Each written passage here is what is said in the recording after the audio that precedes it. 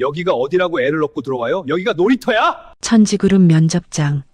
한 여자가 낡은 포대기에 아기를 업고 허겁지겁 뛰어들어왔습니다. 그녀는 바래진 서류 가방을 가슴에 꼭 안고 있었죠. 남편이 다쳐서 올 수 없었어요. 제발 한 번만 기회를 주세요. 바로 그때 40년간 단 한 번도 감정을 보인 적 없는 냉혈한 백승조 회장이 그녀의 얼굴을 보자 그 자리에서 굳어버렸습니다. 시간이 40년 전으로 돌아간 것만 같았죠.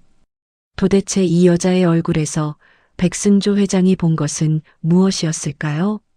사연 시작 전 구독과 좋아요, 그리고 댓글로 인생 나날과 함께 해주세요. 이 영상을 찾아주신 분들께 행운이 가득 깃들기를 바라겠습니다. 대한민국 건축업계의 정점, 천지그룹 본사 로비는 숨소리조차 조심해야 할 만큼 팽팽한 긴장감으로 가득 차 있었습니다. 완벽하게 닦인 대리석 바닥 위로는 구두굽이 닿을 때마다 또각또각 소리가 울려 퍼졌고, 로비 한가운데 놓인 대형 화강암 조형물 아래로 면접 대기자들이 줄지어 앉아 있었죠. 하나같이 빳빳한 정장 차림에 손에는 고급 서류 가방을 들고 긴장한 얼굴로 자기 차례를 기다리고 있었습니다. 이곳에서 면접을 본다는 것 자체가 건축업계에서는 인생을 건 승부나 다름없었으니까요. 그런데 바로 그때였어요. 로비 정문 유리문이 벌컥 열리더니 이 서늘한 공간과는 도무지 어울리지 않는 사람 하나가 허겁지겁 뛰어들어왔습니다. 낡은 꽃무늬 포대기에 어린 딸을 업고 한 손에는 색이 바래서 모서리가 다 달아있는 서류 가방을 꽉 쥔 젊은 여자였어요. 이름은 정나영, 30살.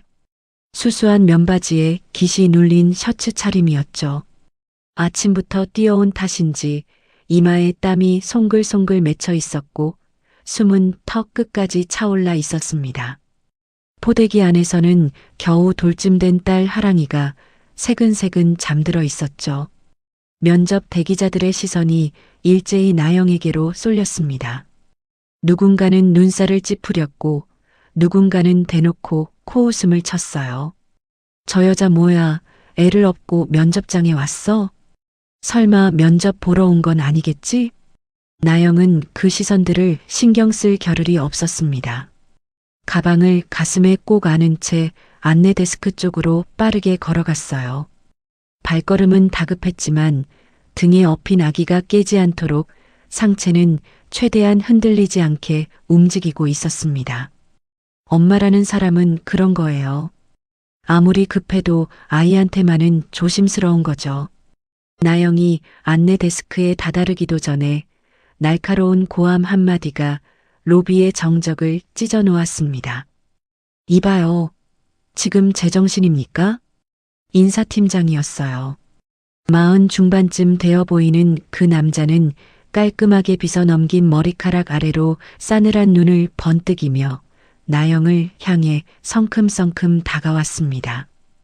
구두굽이 대리석 바닥을 때리는 소리가 유독 크게 울렸죠. 여기가 어디라고 애를 업고 들어와요. 여기가 동네 슈퍼야, 놀이터야? 목소리에 가시가 잔뜩 박혀 있었습니다. 팀장의 인상은 마치 더러운 걸 본 사람처럼 일그러져 있었고 한 손으로는 나영의 앞을 가로막듯 팔을 뻗었어요. 대기 중이던 면접자들의 고개가 일제히 돌아갔습니다. 누군가는 민망한 듯 고개를 숙였고 누군가는 신기한 구경거리라도 된 양눈을 동그랗게 떴습니다. 로비 전체가 순식간에 조용해졌는데 그 정적이 오히려 더 따갑게 나영의 피부를 찔렀어요. 하지만 나영은 물러서지 않았습니다. 입술을 꽉 다물고 팀장을 똑바로 올려다보았어요.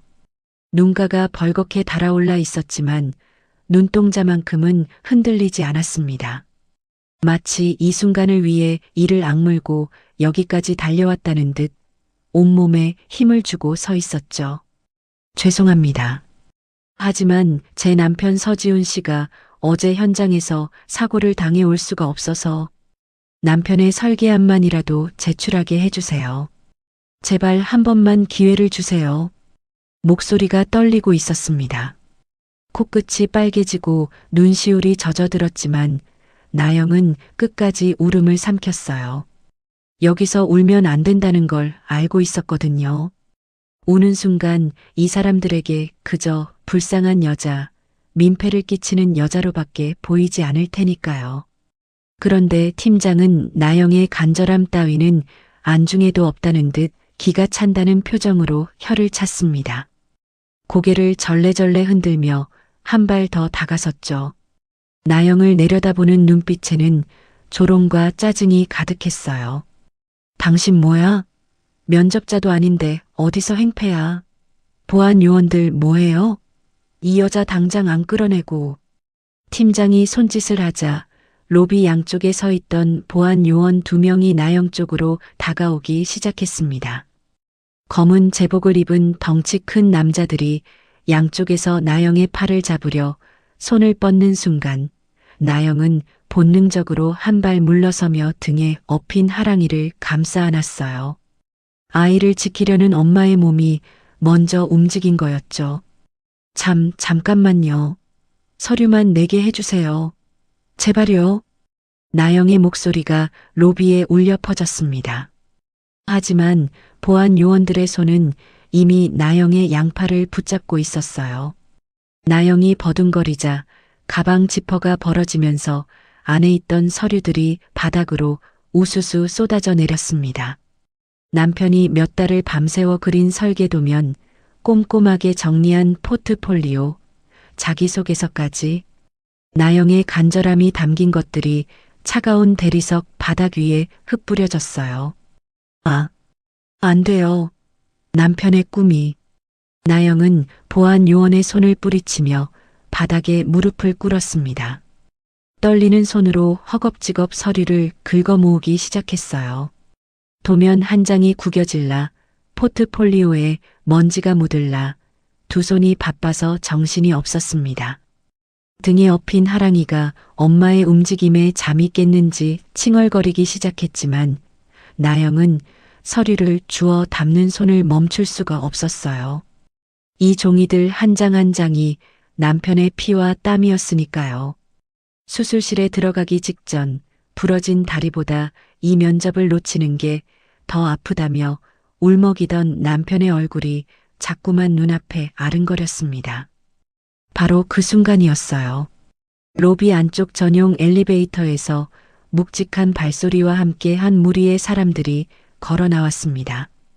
검은 양복을 입은 수행원 4-5명이 좌우로 도열하듯 서고 그 한가운데를 걷는 사람이 있었죠. 백승조, 천지그룹의 절대 권력, 건축업계에서 냉혈한이라 불리는 65세의 회장이었습니다. 승조의 얼굴에는 감정이라는 게 없었어요. 마치 얼음으로 깎아 만든 조각상처럼 무표정했고 걸음걸이는 느리지만 한치의 흐트러짐도 없었습니다. 로비에 있던 사람들이 반사적으로 허리를 숙이며 길을 비켰죠.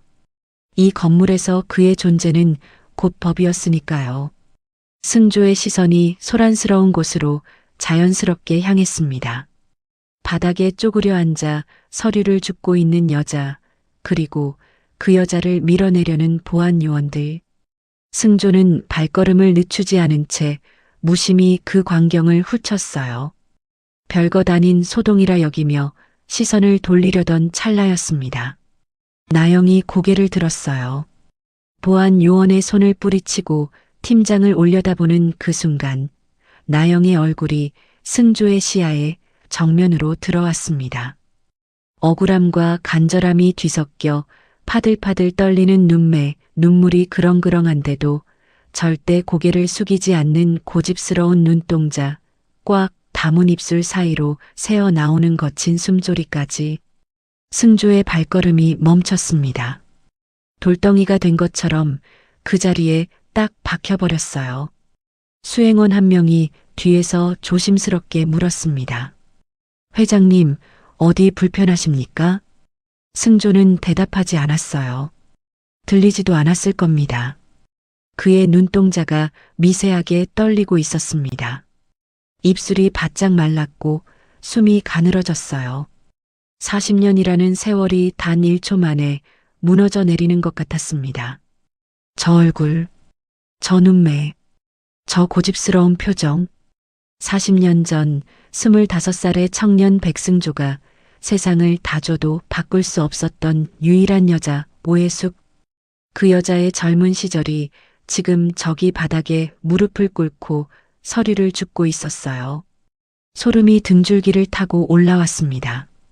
심장이 갈비뼈를 부수기라도 할 듯 사정없이 요동쳤죠.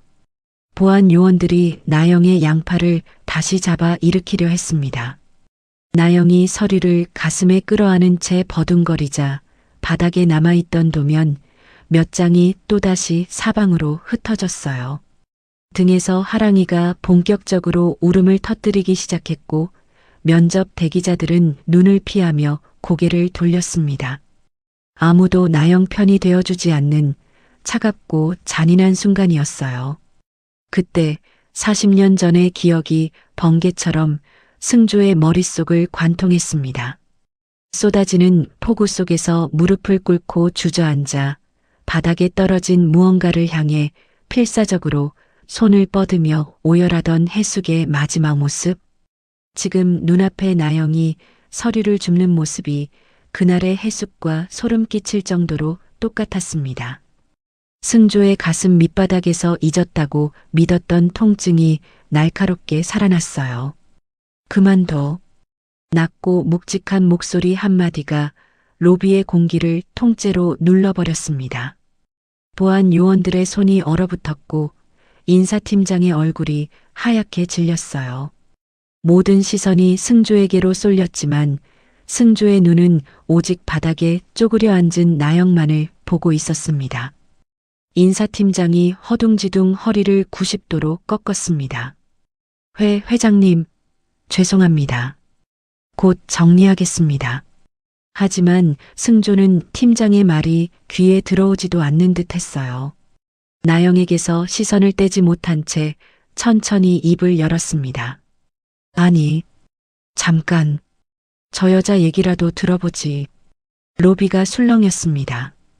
그 냉혈한이라 불리는 백승조 회장이 정체 모를 여자의 말을 들어보겠다니 수행원들조차 당혹스러운 기색을 감추지 못했어요.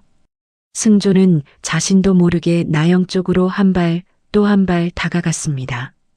가까이 갈수록 심장 밑바닥에서 묵혀두었던 무언가가 거세게 올라왔어요. 나영의 코끝에 맺힌 땀방울, 아이를 감싸 안으며 서리를 놓지 않는 거친 손, 그리고 그 모든 것 위에 겹쳐지는 40년 전의 기억. 승조의 입술이 미세하게 떨렸습니다. 나영은 갑자기 분위기가 바뀐 것을 감지하고 천천히 고개를 들었습니다. 눈앞에 서 있는 은발의 노신사가 자신을 이상한 눈으로 내려다보고 있었어요. 그 눈빛은 화난 것도 아니고 무시하는 것도 아니었습니다. 뭐라 설명할 수 없는 마치 오래전에 잃어버린 무엇을 발견한 사람 같은 눈이었어요. 나영은 그 눈빛의 정체를 알 수 없었지만 본능적으로 이 순간이 기회라는 걸 느꼈습니다. 떨리는 손으로 가슴에 끌어안고 있던 남편의 포트폴리오를 조심스럽게 내밀었어요. 승조는 서류를 받아들었습니다. 시선은 도면 위를 훑는 척했지만 실제로는 글자 하나 눈에 들어오지 않았어요. 머릿속은 온통 나영의 얼굴로 가득 차 있었습니다.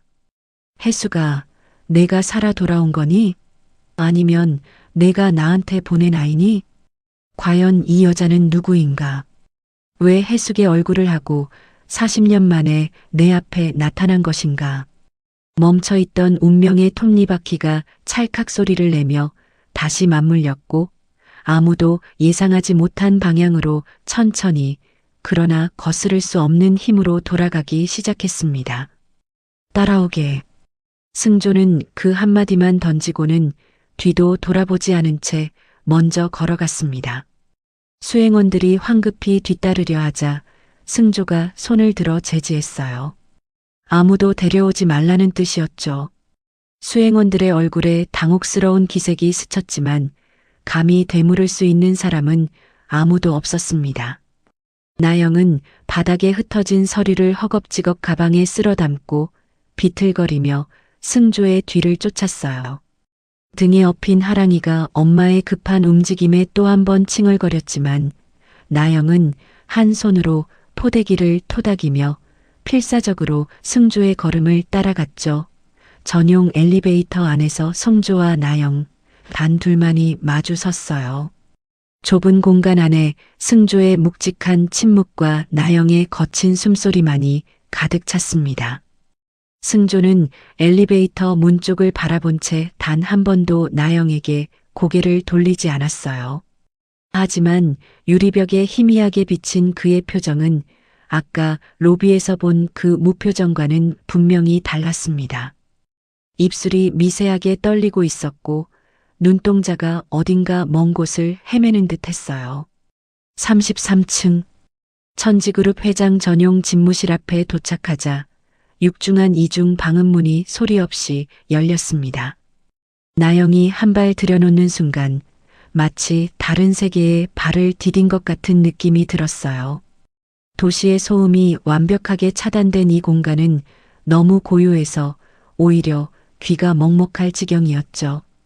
바닥부터 천장까지 이어진 거대한 통유리창 너머로 서울의 스카이라인이 한눈에 내려다 보였고 짙은 호두나무색 책상 위에는 서류 한 장, 펜 한 자루조차 어지럽게 놓인 것이 없었어요. 모든 것이 철저하게 정돈된 차갑고 완벽한 공간이었습니다. 문이 닫히는 소리가 둔탁하게 울렸어요. 그 소리와 함께 무거운 정적이 방 안에 내려앉았습니다. 나영은 문 앞에 선 채 어디로 가야 할지 몰라 발을 동동 굴렸어요. 이 넓고 화려한 방 안에서 낡은 가방을 부여잡고 꽃무늬 포대기를 맨 자신의 모습이 얼마나 초라해 보일지 나영은 뼈저리게 느끼고 있었습니다. 하지만 물러설 수는 없었어요. 병원 침대에 누워서도 이 면접 걱정에 잠 한숨 못 이루던 남편의 얼굴이 떠올랐으니까요. 승조는 통유리창 앞에 서서 등을 보인 채 한참을 멈춰 있었어요. 한참이 지났을까요? 승조가 마침내 천천히 몸을 돌렸습니다. 그리고 책상 너머에 서 있는 나영을 뚫어지게 바라보았죠. 시선이 나영의 이마에서 시작해 눈썹, 눈매, 코, 입술, 턱선까지 천천히 훑어 내려갔습니다. 마치 40년 전의 기억과 지금 눈앞의 얼굴을 한 땀 한 땀 대조해 보는 사람처럼요. 나영은 그 시선이 부담스러웠지만 꾹 참고 서 있었습니다. 침묵이 길어질수록 나영의 심장은 점점 더 빠르게 뛰었어요. 이 사람이 대체 왜 이러는 건지 알 수가 없었거든요. 로비에서 자신을 끌어내라고 하던 그 차가운 분위기가 갑자기 바뀐 것도 아무 말 없이 33층까지 데려온 것도 지금 이렇게 말없이 자신의 얼굴만 들여다보고 있는 것도 전부 이해할 수 없었습니다. 그때 승조가 마침내 입을 열었어요. 목소리는 평소처럼 낮고 차가웠지만 끝이 미세하게 갈라지고 있었습니다. 당신, 대체 누구기에 여길 겁도 없이 들어온 거지? 이름이 뭔가? 나영은 마른 침을 꿀꺽 삼켰어요. 목이 바짝 말라 있었지만 이 기회를 놓칠 수는 없었습니다. 정나영이라고 합니다. 어제 이곳 면접에 오기로 했던 서지훈의 아내예요. 승조는 나영이라는 이름을 입안으로 조용히 굴려보았습니다. 정나영. 낯선 이름이었어요. 해숙이 아닙니다. 당연하죠. 40년이라는 세월이 흘렀는데 눈앞에 이 젊은 여자가 해숙일 리가 없었습니다. 하지만 나영의 눈동자 속에 박혀있는 형언할 수 없는 슬픔과 강단, 억울해도 절대 고개를 숙이지 않는 그 고집스러운 빛은 너무나도 익숙했어요. 40년 전 아무것도 가진 게 없으면서도 당당했던 그 여자의 눈과 너무나 똑같았습니다. 승조가 천천히 책상 앞 의자에 앉으며 턱짓으로 맞은편을 가리켰어요. 앉으라는 뜻이었죠. 나영은 조심스럽게 의자 끝에 걸터 앉았습니다. 등에 엎인 하랑이가 깨지 않도록 등을 꼿꼿이 세운 채 무릎 위에 낡은 가방을 올려놓았어요.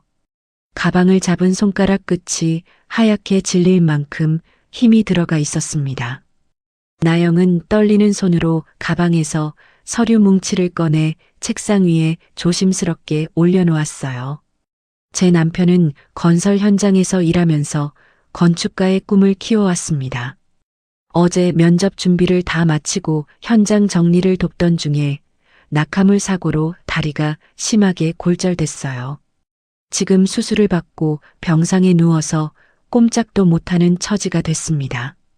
말을 이어갈수록 나영의 목소리가 젖어들기 시작했어요. 코끝이 빨개지고 눈시울에 물기가 차올랐지만 이를 악물고 참았습니다. 남편은 수술실에 들어가기 직전까지 제 손을 잡고 울었어요.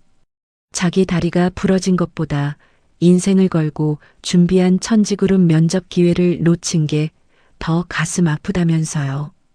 아내인 제가 해줄 수 있는 게 이것뿐이라서 염치 없는 거 알지만 달려왔습니다. 나영의 마지막 말은 거의 속삭임에 가까웠어요. 고개를 숙이고 무릎 위에 가방을 꽉 움켜쥔 나영의 손등에 핏줄이 도드라져 있었습니다. 30살이라고는 믿기지 않을 만큼 거칠고 갈라진 손이었어요. 승조의 시선이 그 손 위에 멈췄습니다. 그리고 책상 위에 놓인 서류 뭉치로 시선을 옮겼죠.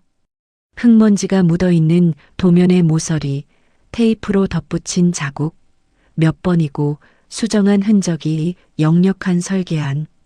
한눈에 봐도 돈 많은 집안의 지원을 받고 작업한 게 아니라 현장에서 땀 흘리며 한 장 한 장 그려낸 것들이었습니다. 승조의 가슴속은 이미 수만 갈래로 뒤엉켜 요동치고 있었어요. 하지만 승조는 평생 그래왔듯 감정을 억눌렀어요. 이빨을 꽉 깨물고 흔들리는 마음 위에 차가운 가면을 덮어 씌웠습니다. 지금 여기서 무너지면 안 됩니다.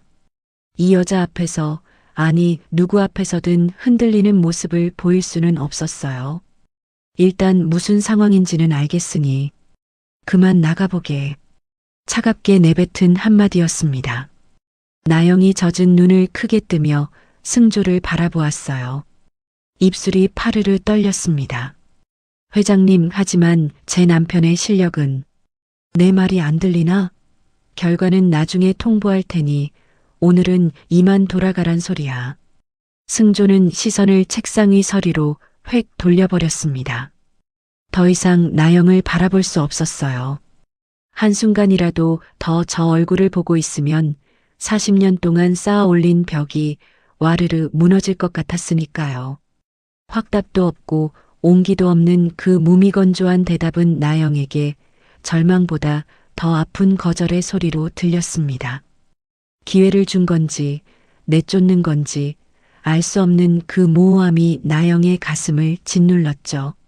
나영은 흐르는 눈물을 닦을 새도 없이 책상 위에 펼쳐놓았던 남편의 포트폴리오와 서류들을 다급히 주섬주섬 챙기기 시작했습니다.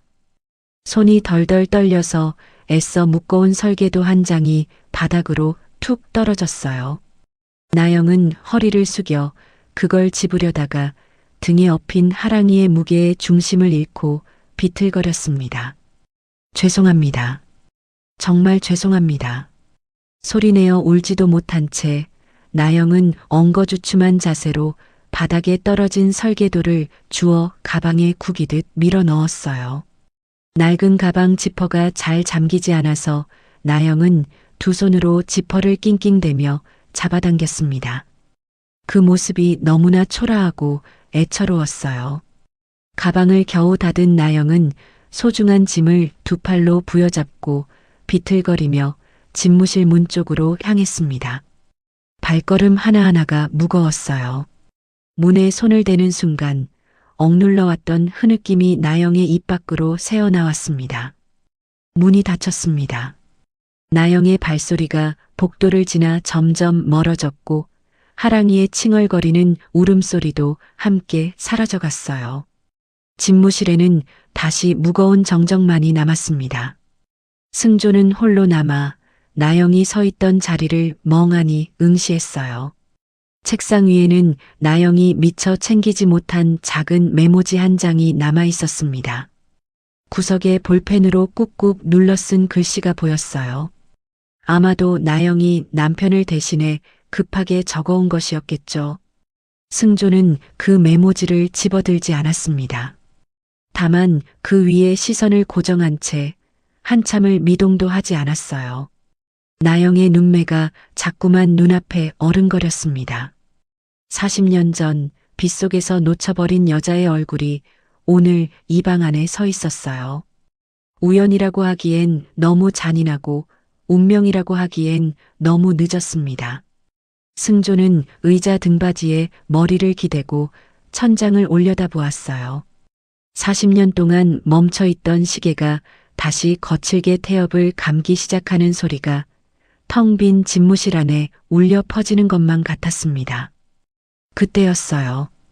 통유리창 너머로 갑작스러운 소나기가 쏟아지기 시작했습니다. 아까까지 멀쩡하던 하늘이 언제 그랬냐는 듯 시커멓게 변하더니 굵은 빗줄기가 유리창을 사정없이 때렸죠. 타다다닥, 타다다닥. 승조의 몸이 움찔했습니다. 그 소리, 유리창을 두드리는 저 빗소리가 귓속으로 파고드는 순간 가슴 밑바닥에서 묵혀두었던 무언가가 꿈틀거리며 올라왔어요. 승조는 자신도 모르게 자리에서 일어나 통유리창 앞으로 걸어갔습니다. 떨리는 손을 차가운 유리 위에 가만히 얹었어요. 손끝에서 전해지는 서늘한 냉기가 온몸으로 퍼져나갔습니다. 그런데 이상했어요. 그 냉기가 손끝을 타고 올라가는 사이 승조의 머릿속에서는 정반대의 감각이 되살아나고 있었거든요. 따스한 바람, 코끝을 간지리는 풀냄새, 그리고 보랏빛 도라지꽃이 끝없이 흐드러져 있던 그 언덕의 여름 공기까지. 1986년 25살의 백승조는 지금과는 전혀 다른 사람이었습니다. 물론 천지그룹 선대 회장의 외아들이라는 무거운 간판은 그때도 어깨 위에 올라앉아 있었죠. 하지만 그 간판 아래에는 아직 여물지 않은 사랑 앞에서 어쩔 줄 몰라 하는 청년이 숨어 있었어요. 승조의 주변에는 늘 사람이 많았습니다. 아버지의 사업 파트너들, 재벌가 자제들, 이름만 대면 알만한 집안의 딸들까지. 하지만 그들 중 단 한 명도 승조를 그냥 백승조로 봐준 적이 없었어요. 모두가 천지그룹이라는 네 글자를 먼저 보았고 승조라는 사람은 그 뒤에 가려진 그림자일 뿐이었습니다. 해숙은 달랐어요. 처음 만난 건 대학가 근처 작은 미술용품점이었습니다. 승조가 아버지 심부름으로 건축자재 카탈로그를 찾으러 들어간 그 좁은 가게에서 해숙은 물감이 잔뜩 묻은 앙치마를 두르고 선반 위에 물건을 정리하고 있었어요. 승조가 천지그룹 회장 아들이라는 걸 알았을 때도 해숙의 표정은 변하지 않았습니다. 고개를 조아리지도 갑자기 친절해지지도 알랑거리지도 않았죠. 아, 네. 카탈로그는 저쪽 선반에 있어요. 그게 전부였어요. 승조는 그 순간 머리를 한 대 맞은 것 같았습니다. 태어나서 처음으로 자기 배경이 아닌 자기 자신을 보는 사람을 만난 거였으니까요. 그 뒤로 승조는 핑계를 만들어 그 가게를 찾아갔습니다. 카탈로그가 필요해서, 연필을 사러, 지우개가 다 떨어져서, 말도 안 되는 이유를 갖다 붙이면서요. 해숙은 그때마다 입꼬리를 살짝 올리며 한마디 했어요. 또 오셨네요, 승조 씨. 지우개를 얼마나 쓰시길래 매일 사가세요? 승조 씨. 회장님 아들도 도련님도 아닌 그냥 승조 씨. 그 호칭이 승조의 가슴에 따뜻한 못을 박았습니다. 둘이 가까워지는 데는 오래 걸리지 않았어요. 승조는 비싼 레스토랑 대신 해숙이 좋아하는 대학가 분식집에서 떡볶이를 먹었고 고급 승용차 대신 해숙과 나란히 좁은 골목길을 걸었습니다. 한 번은 승조가 백화점에서 산 비싼 목걸이 상자를 내밀었는데 해숙은 상자를 열어보지도 않고 도로 밀어냈어요. 승조 씨, 이런 거 말고. 아까 우리 지나온 길에 예쁜 꽃 핀 거 봤죠? 나 그거면 돼요. 그리고는 정말로 길가에 핀 이름 모를 들꽃 한 송이를 받아들고 아이처럼 환하게 웃었습니다. 승조는 그 웃음에 완전히 무장해제가 되었어요. 수십억짜리 보석에는 눈길도 안 주면서 길바닥에 핀 꽃 한 송이에 세상을 다 가진 표정을 짓는 이 여자가 승조에게는 그 어떤 보석보다 귀했습니다. 보랏빛 도라지꽃이 가득 핀 언덕은 두 사람만의 비밀 장소였어요. 주말이면 승조는 수행원들의 눈을 피해 해숙과 그 언덕에 올랐습니다. 나란히 앉아 바람에 출렁이는 보랏빛 꽃물결을 바라보며 세상에 둘만 남은 것처럼 시간을 보냈죠. 어느 날이었어요.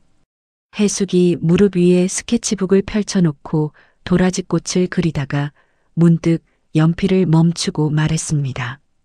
승조 씨, 회장님 아들 말고 그냥 승조 씨로만 살면 안 돼요? 나랑 이렇게 꼭 구경하면서.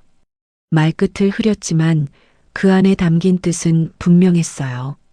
승조는 해숙의 바람에 날리는 머리카락을 바라보며 처음으로 아버지의 성벽을 넘어 자신만의 세상을 만들고 싶다는 꿈을 꾸었습니다. 해숙과 함께라면 천지그룹 같은 거 없어도 괜찮을 것 같았어요. 그래서 결심했습니다. 해숙에게 자신의 전부를 건네기로요. 그의 여름 바로 그 언덕에서였어요. 보랏빛 도라지꽃이 바람에 출렁이는 언덕 위에서 승조는 떨리는 손으로 코트 안주머니에서 낡은 비단 상자 하나를 꺼냈습니다. 손가락이 덜덜 떨려서 상자 뚜껑을 여는 데만 한참이 걸렸어요. 해숙아, 이거 우리 어머니 유품이야. 해숙이 둥근 눈을 깜빡이며 상자를 들여다보았습니다. 어머니가 살아계실 때 분신처럼 아끼시던 건데 신기하지? 내가 제일 좋아하는 도라지꽃 모양이야. 상자 뚜껑이 열리자 안에서 영롱한 보랏빛이 쏟아져 나왔습니다. 도라지꽃을 본떠 만든 자수정 브로치였어요. 꽃잎 하나하나가 섬세하게 세공되어 있었고 가운데 박힌 자수정은 오후 햇살을 받아 깊은 보랏빛으로 반짝였습니다. 승조의 어머니가 생전에 가장 아끼시던 물건이었죠. 승조에게는 어머니의 온기가 남아있는 마지막 유품이자 이 세상에서 가장 소중한 보물이었어요. 해숙의 눈에 금세 눈물이 고였습니다. 이게 얼마나 무거운 의미인지 해숙은 단번에 알아챈 거예요. 승조 씨, 이건 너무 귀한 거잖아요.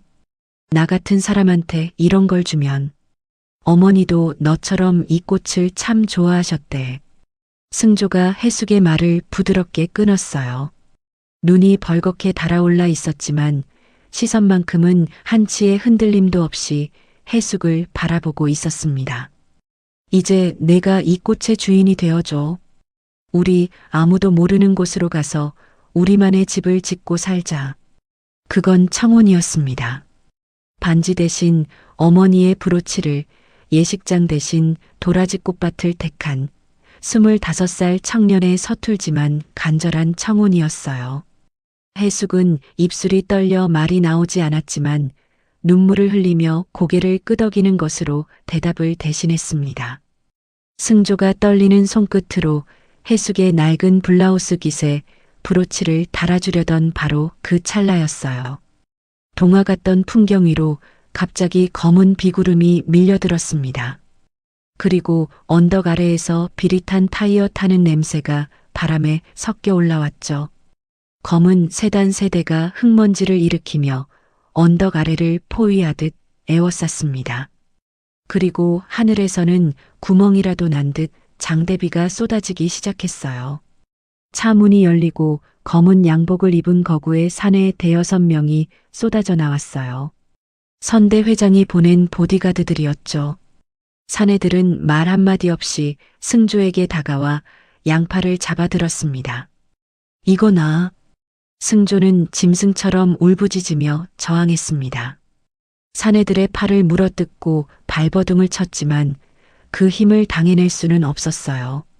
승조의 몸이 검은 세단 뒷좌석으로 거칠게 밀어 넣어지는 와중에 해숙이 소리쳤죠. 안 돼요. 승조씨, 승조씨. 해숙의 손이 다치기 직전에 차 문을 붙잡았어요. 하지만 사내 하나가 해숙의 손목을 잡아채며 차에서 떼어놓았어요. 그 아수라장 속에서 승조의 손을 빠져나간 자수정 브로치가 허공에서 한 바퀴 돌더니 빗물에 질퍽해진 흙바닥 위로 소리 없이 떨어졌습니다. 보랏빛 자수정이 시커먼 진흙 속에 반쯤 파묻히며 빗물에 씻겨가는 꽃잎처럼 빛을 잃어갔어요.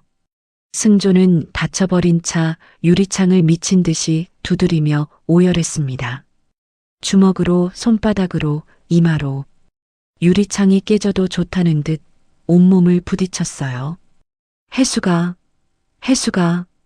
하지만 차는 꿈쩍도 하지 않은 채 엔진을 걸더니 해숙을 빗속에 남겨둔 채 매정하게 언덕을 내려갔습니다. 멀어지는 차창 너머로 승조가 본 마지막 장면. 그것은 평생토록 잊을 수 없는, 아니 잊고 싶어도 절대로 잊히지 않는 풍경이었습니다. 쏟아지는 폭우 속에 무릎을 꿇고 주저앉은 해숙이 보였어요. 흰 블라우스가 빗물에 완전히 젖어 몸에 달라붙어 있었고 풀어 헤쳐진 머리카락이 얼굴을 뒤덮고 있었습니다. 해숙은 질퍽한 흙바닥 위에 떨어진 브로치를 향해 필사적으로 손을 뻗고 있었어요.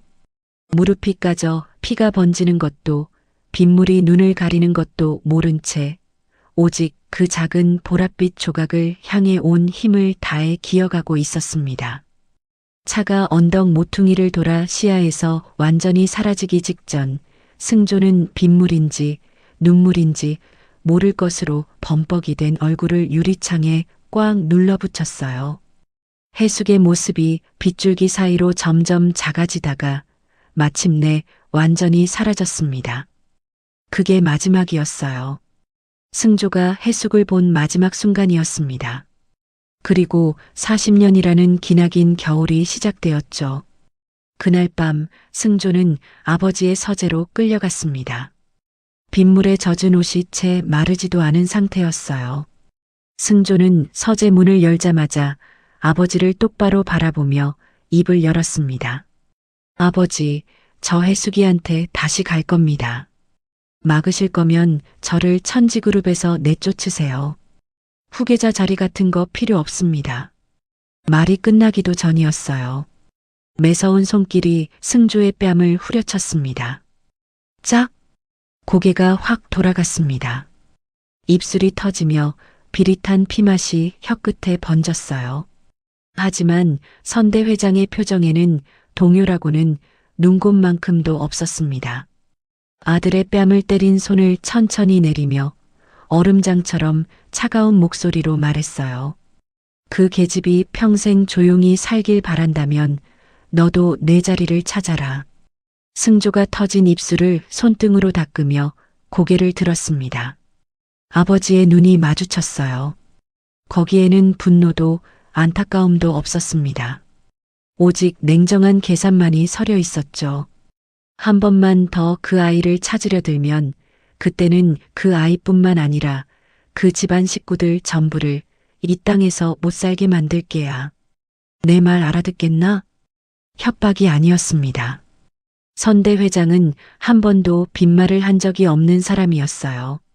하겠다고 한 건 반드시 했고 그 과정에서 누가 망하든 눈 하나 깜짝하지 않았습니다. 승조는 그걸 뼈저리게 알고 있었어요. 아버지가 사람을 풀면 해숙은 물론이고 해숙의 부모님, 형제들까지 전부 삶이 무너질 거라는 거리요. 승조의 주먹이 하얗게 질릴 만큼 꽉 쥐어졌습니다. 이를 악물고 바닥을 노려보았지만 입에서 나온 건 울부짖음도 항변도 아닌 침묵이었어요. 해숙을 지키려면 해숙에게 가지 않는 수밖에 없었습니다. 사랑하는 사람을 지키기 위해 그 사람을 포기해야 하는 세상에서 가장 잔인한 선택이었죠. 결국 승조는 해숙에게 작별 인사조차 하지 못한 채 등 떠밀리듯 영국 유학길에 올랐습니다. 공항에서 비행기에 오르는 순간에도 승조는 뒤를 돌아보았어요. 혹시라도 해숙이 와 있지 않을까, 해숙이 자신을 찾아오지 않았을까? 하지만 출국장에는 아버지가 붙여놓은 수행원 2명만이 무표정하게 서 있을 뿐이었습니다.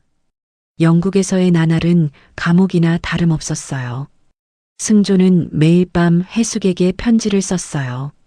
미안하다고, 반드시 돌아가겠다고, 조금만 기다려달라고. 떨리는 손으로 꾹꾹 눌러 쓴 편지들을 한국으로 붙였습니다. 하지만 돌아오는 답장은 단 한 통도 없었어요. 승조는 해숙이 자신을 원망해서 답장을 안 하는 거라고 생각했습니다. 하지만 진실은 더 잔인했죠. 승조가 보낸 편지들은 단 한 통도 해숙에게 전달되지 못했어요. 영국에서 붙인 편지가 한국에 도착할 때마다 선대 회장의 비서가 그걸 가로챘고 편지들은 아버지의 서재 책상 위에서 하나도 빠짐없이 불태워졌습니다. 몇 년 뒤 한국에 돌아온 승조를 기다리고 있던 건 해숙이 아니었어요. 이미 정해진 정략 결혼이었습니다. 상대는 재벌가의 딸이었죠. 화려한 호텔 예식장에 턱시도를 입은 승조의 표정은 시체처럼 굳어 있었어요. 눈에 빛이라고는 한 점도 없었습니다. 곁에 선 신부는 면사포 아래로 만족스러운 미소를 짓고 있었지만 그녀가 원한 건 천지그룹의 안주인이라는 왕관이었지 승조의 마음이 아니었어요. 신랑 신부 맞절하세요. 주례의 목소리가 울려 퍼지는 동안 승조의 귀에는 오직 한 사람의 목소리만 맴돌았습니다. 승조 씨, 회장님 아들 말고 그냥 승조 씨로만 살면 안 돼요? 승조는 아버지에게 복수하듯 힘을 키우기 시작했어요. 아버지를 넘어서는 권력을 가져야만 해숙을 다시 찾을 수 있다고 믿었으니까요. 잠을 줄이고 감정을 지우고 오직 사업에만 매달렸습니다. 하지만 그가 비로소 경영 일선에 나서서 사람을 풀었을 때 해숙의 흔적은 이미 세상에서 완벽하게 지워진 뒤였어요. 고향 집은 헐렸고 가족들도 어디론가 야반도주하듯 떠났다는 소식뿐이었습니다. 흥신소를 동원해도 사설 탐정을 붙여도 해숙의 행방은 끝내 찾을 수 없었죠. 해숙아, 나를 원망하며 떠난 거니? 아니면 나처럼 너도 어딘가에 갇혀 울고 있는 거니? 희망이 절망으로 바뀔 때마다 승조의 가슴에는 두꺼운 얼음벽이 한 겹씩 쌓여갔어요. 사랑 따위에 인생을 거는 게 얼마나 무력한 일인지 뼈저리게 깨달았으니까요. 경쟁사들을 무자비하게 짓밟았고 인정사정 볼 것 없이 사업을 확장했습니다. 그렇게 천지그룹을 대한민국 건축업계 최고의 반열에 올려놓았을 때 사람들은 승조를 냉혈한이라 불렀어요. 정략결혼은 결국 파경을 맞았습니다. 아이도 없었죠. 승조는 오직 회사라는 거대한 성벽 안에 자신을 가두고 40년의 세월을 보냈어요. 사람들은 그를 두려워했지만 정작 승조는 해마다 보랏빛 꽃이 피는 계절이면 창밖을 멍하니 바라보며 같은 사람을 떠올렸습니다. 전하지 못한 브로치, 빗속에서 놓쳐버린 손, 그리고 차창 너머로 점점 작아지던 해숙의 마지막 모습. 업계의 정점에 선 남자의 속은 40년째 텅 비어 있었어요. 그리고 오늘 이 자리입니다. 승조는 회상에서 빠져나왔어요. 창밖의 소나기는 더욱 거세지고 있었고 유리창을 짚고 있던 손끝이 얼음처럼 차가워져 있었습니다.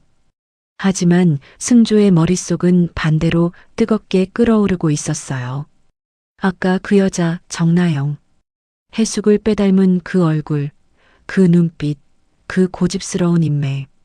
40년 동안 누구에게도 마음을 열지 않았던 승조의 가슴에 무너진 줄 알았던 감정의 둑이 터져버린 것 같았습니다. 해수가 내가 보낸 아이니? 내가 아직 살아있어서 나를 잊지 않았다고 대답해 주는 거니? 의문은 꼬리에 꼬리를 물었어요. 나영이라는 여자는 대체 누구인가? 왜 해숙의 얼굴을 하고 40년 만에 내 앞에 나타난 것인가? 승조는 유리창에서 손을 떼고 책상으로 돌아갔습니다. 나영이 두고 간 메모지가 아직 책상 위에 놓여 있었어요. 승조는 그 메모지를 집어들었습니다. 거기에 적힌 연락처를 한참 동안 내려다보았어요. 승조의 눈동자에 40년 만에 처음으로 알 수 없는 초조함과 의구심이 소용돌이치기 시작했습니다. 한편 천지그룹 본사 정문을 나선 나영의 발걸음은 들어올 때와는 완전히 달랐습니다. 아침에는 남편의 꿈을 품고 뛰어들어갔지만 지금은 그 꿈이 산산조각 난 것만 같은 기분으로 한 발 한 발을 겨우 내딛고 있었어요. 등에 업힌 하랑이가 배가 고픈지 칭얼거리기 시작했지만 나영은 아이를 달래줄 여유조차 없었습니다. 낡은 가방을 가슴에 부여잡은 채 고개를 푹 숙이고 인도를 걸었어요. 지나가는 사람들이 포대기에 아기를 업은 나영을 힐끔힐끔 쳐다봤지만 나영의 눈에는 아무것도 들어오지 않았습니다. 버스를 타고 다시 지하철을 갈아타고 병원까지 가는 그 긴 시간 동안 나영의 머릿속에서는 아까 있었던 일이 끊임없이 되감기되고 있었어요. 로비에서 보안 요원들에게 팔이 잡히던 순간 바닥에 쏟아진 서류들, 인사팀장의 모욕적인 고함 소리, 그리고 33층 회장실에서 들은 그 차가운 한마디. 내 말이 안 들리나? 결과는 나중에 통보할 테니 오늘은 이만 돌아가란 소리야. 나영은 입술을 꽉 깨물었습니다. 결과를 통보하겠다는 말은 했지만 그게 좋은 결과일 리가 없다는 걸 나영도 알고 있었어요. 면접자도 아닌 사람이 아기를 업고 쳐들어와서 행패를 부린 거나 다름없었으니까요. 오히려 남편의 이름에 먹칠을 한 건 아닌지 괜한 짓을 한 건 아닌지 자책이 물밀듯 밀려왔습니다. 병원에 도착한 건 오후 늦은 시간이었어요. 나영은 병실 문 앞에서 한참을 서 있었습니다. 문 너머로 남편이 기다리고 있을 텐데 대체 무슨 얼굴로 들어가야 할지 모르겠었어요. 당신 꿈을 지켜주겠다고 큰 소리치고 나갔는데 돌아온 건 빈손뿐이었으니까요. 나영은 크게 숨을 한 번 들이쉬고 최대한 괜찮은 표정을 지어본 뒤 병실 문을 밀었습니다. 병실 안에서 지훈이 고개를 돌렸어요. 사고로 부러진 오른쪽 다리가 천장에서 내려온 견인 장치에 매달려 있었고 무릎부터 발목까지 두꺼운 깁스가 감겨 있었습니다. 얼굴은 하루 만에 눈에 띄게 수척해져 있었어요. 광대뼈가 도드라져 보였고 눈 밑에는 짙은 그림자가 내려앉아 있었습니다. 수술 후 통증이 심한지 이마에 식은땀이 맺혀 있었지만 지우는 아내를 보자마자 있는 힘을 다해 억지로 미소를 지어 보였어요. 나영아, 천지그룹은 잘 다녀왔어? 그 웃음이 나영의 가슴을 찔렀습니다. 다리가 부러져 병상에 누워 있으면서도 아내 걱정을 먼저 하는 이 사람이 나영에게는 세상에서 가장 미안한 사람이었어요. 안 가도 된다니까 괜히 고생만 했지? 지훈의 목소리는 담담했지만 눈빛은 담담하지 못했습니다. 아내의 표정에서 이미 답을 읽은 거였어요. 나영의 눈이 벌겋게 부어 있었고 옷매무새는 엉망이었고 무엇보다 들어오면서 고개를 들지 못하는 그 모습이 모든 걸 말해주고 있었으니까요. 나영은 침대 옆 의자에 앉으며 남편의 거친 손을 두 손으로 감싸 쥐었습니다.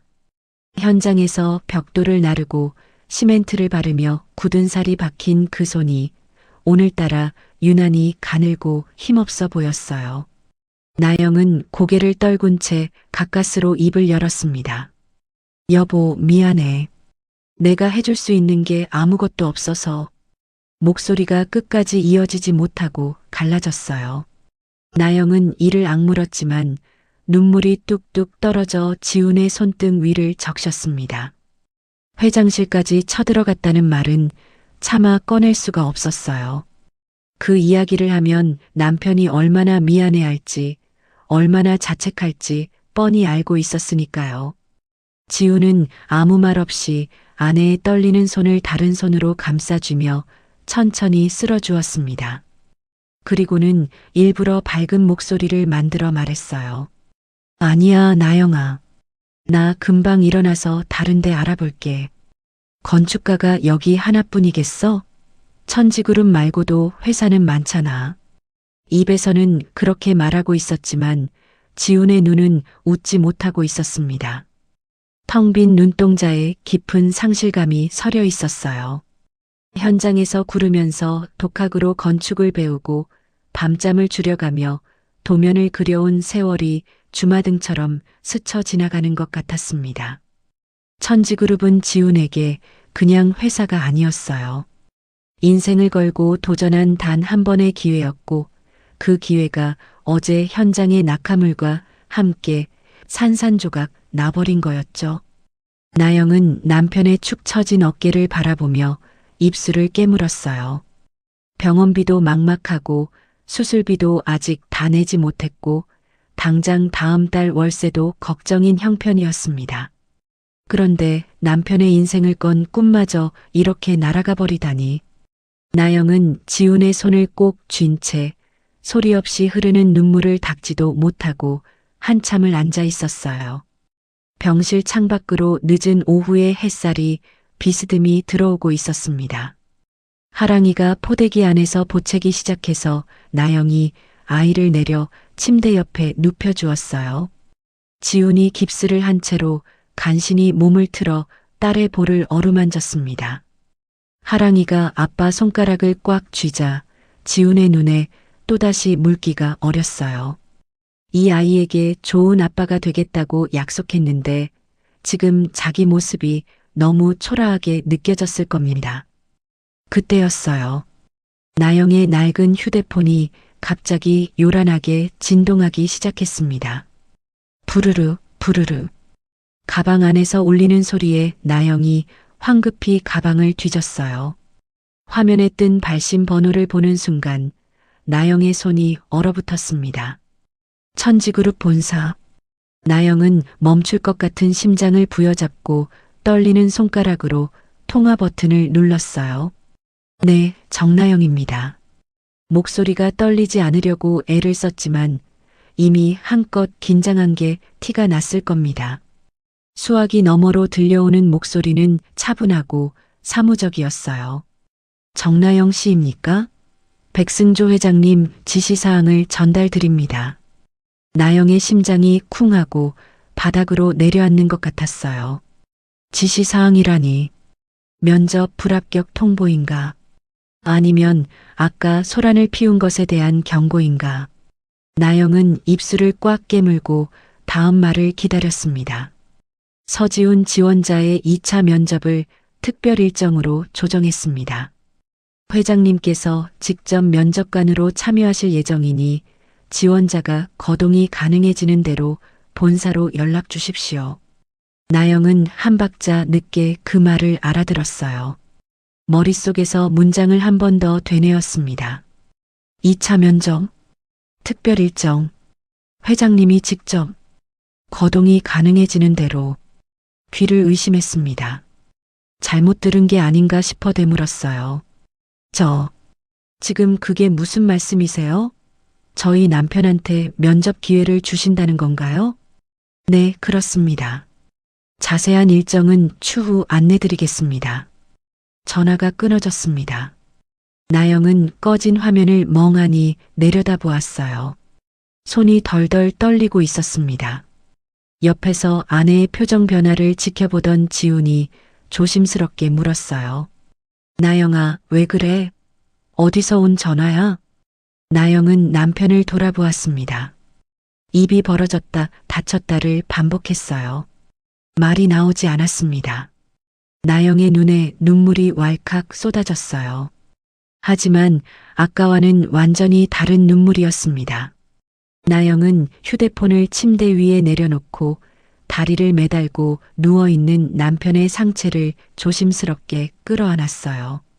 여보, 회장님이 직접 당신 면접 보시겠대. 지훈의 눈이 크게 떠졌습니다. 나영의 어깨 너머로 멍한 시선이 허공에 박혔어요. 뭐라고?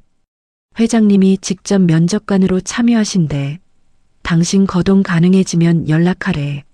여보, 우리 포기 안 해도 돼.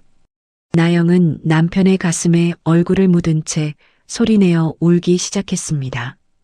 억울함도 자책도 두려움도 그 모든 것이 한꺼번에 터져나오는 울음이었어요. 지우는 한 팔로 아내의 등을 감싸 안은 채 천장을 올려다보았습니다. 그의 눈에도 뜨거운 눈물이 한 줄기 흘러내렸어요. 입술을 꽉 깨물었지만 떨리는 턱을 감출 수는 없었습니다. 진짜야? 나영아, 진짜로 그렇게 말한 거야? 응, 진짜야. 회장님이 직접 지시하셨대. 여보, 진짜라니까. 지우는 깁스를 한 다리가 욱신거리는 것도 잊은 채 아내를 더 꽉 끌어안았어요. 수술비 걱정, 병원비 걱정, 당장 다음 달 월세 걱정이 사라진 건 아니었습니다. 하지만 잃어버린 줄 알았던 건축가의 꿈이 다시 숨을 쉬기 시작한 거였어요. 깜깜한 터널 끝에서 아주 작은 빛 한 줄기가 보이기 시작한 것처럼 두 사람의 가슴에 간절한 희망이 피어올랐습니다. 한참을 울고 난 뒤 나영은 눈물을 훔치며 남편의 손을 꼭 잡았어요. 빨갛게 부은 눈으로 남편을 똑바로 바라보며 말했습니다. 여보, 힘내. 내가 당신 꼭 저 면접장까지 데려다 줄게. 목발을 짚든 휠체어를 밀든 내가 어떻게든 데려다 줄 테니까. 당신은 그냥 당신 실력만 보여주면 돼. 지우는 아내의 손을 꼭 쥐며 고개를 끄덕였어요. 말은 나오지 않았지만 그 고개 끄덕임안에 모든 다짐이 담겨 있었습니다. 침대 옆에 누워있던 하랑이가 엄마 아빠의 울음소리에 놀랐는지 두 팔을 버둥거리며 까르르 웃었어요. 그 작은 웃음소리가 어둡기만 했던 병실 안에 스며들며 두 부부의 얼굴에도 오랜만에 희미한 미소가 번졌습니다. 면접 전날 밤이었습니다. 지훈이 퇴원한 건 겨우 이틀 전이었어요. 아직 깁스가 풀리지 않은 다리를 질질 끌며 집에 돌아온 남편은 그날부터 밤잠을 포기했습니다. 좁은 단칸방 구석에 놓인 낡은 책상 앞에 앉아 설계 도면을 처음부터 다시 펼쳐놓고 한 장 한 장 수정하고 또 수정했어요. 깁스를 한 다리가 욱신거릴 때마다 이를 악물고 자세를 바꿨지만 연필을 쥔 손만큼은 멈추지 않았습니다. 그런 지훈이 겨우 잠든 건 새벽 2시가 넘어서였어요. 나영은 지훈의 거친 숨소리와 옆에 누운 하랑이의 새근새근한 숨소리를 번갈아 들으며 조심스럽게 몸을 일으켰습니다. 잠들 수가 없었어요. 내일이면 지훈의 인생이 걸린 면접이었으니까요. 나영은 방 한쪽에 걸어둔 지훈의 양복 앞에 무릎을 꿇고 앉았습니다. 양복이라고 부르기에도 민망한 옷이었어요. 무릎 부분이 번들번들하게 달아 있었고 소매 끝은 실밥이 풀려 해져 있었습니다. 결혼할 때 시장에서 사온 건데 5년 동안 이 옷 하나로 경조사를 다 치렀죠. 나영은 마치 새 옷을 다루듯 조심스럽게 먼지를 털어냈어요. 손바닥으로 어깨 부분을 쓸어주름을 펴고 풀린 실밥은 바늘로 한 땀 한 땀 꿰매기 시작했습니다. 어두운 방 안에서 형광등 불빛 하나에 의지한 채 나영의 바늘이 천천히 오갔어요. 양복을 다 손본 뒤 나영은 남편의 서류 가방 쪽으로 시선을 돌렸습니다. 가방 역시 낡기는 마찬가지였어요. 모서리가 닳아서 안감이 비쳐 보였고 지퍼도 한쪽이 뻑뻑해서 열 때마다 낑낑거렸죠. 나영은 가방을 조심스럽게 열어 안을 들여다보았어요. 남편이 밤새 수정한 설계 도면들이 가지런히 들어 있었습니다. 도면이 구겨지지 않았는지, 순서가 뒤섞이지 않았는지 한 장씩 넘기며 확인했어요. 지퍼가 잘 열리는지도 3번이나 열었다 닫았다 해보았습니다. 내일 면접장에서 남편이 서류를 꺼낼 때 지퍼가 안 열리면 안 되니까요. 가방 안주머니를 정리하던 나영의 손이 문득 멈췄습니다. 나영은 고개를 돌려 방 한쪽 구석에 있는 낡은 서랍장을 바라보았어요. 잠시 망설이다가 조용히 일어나 서랍을 열었습니다. 양말이며 속옷이며 살림살이가 뒤섞인 서랍 가장 깊숙한 곳에서 나영은 작은 보라색 비단 주머니 하나를 꺼냈어요.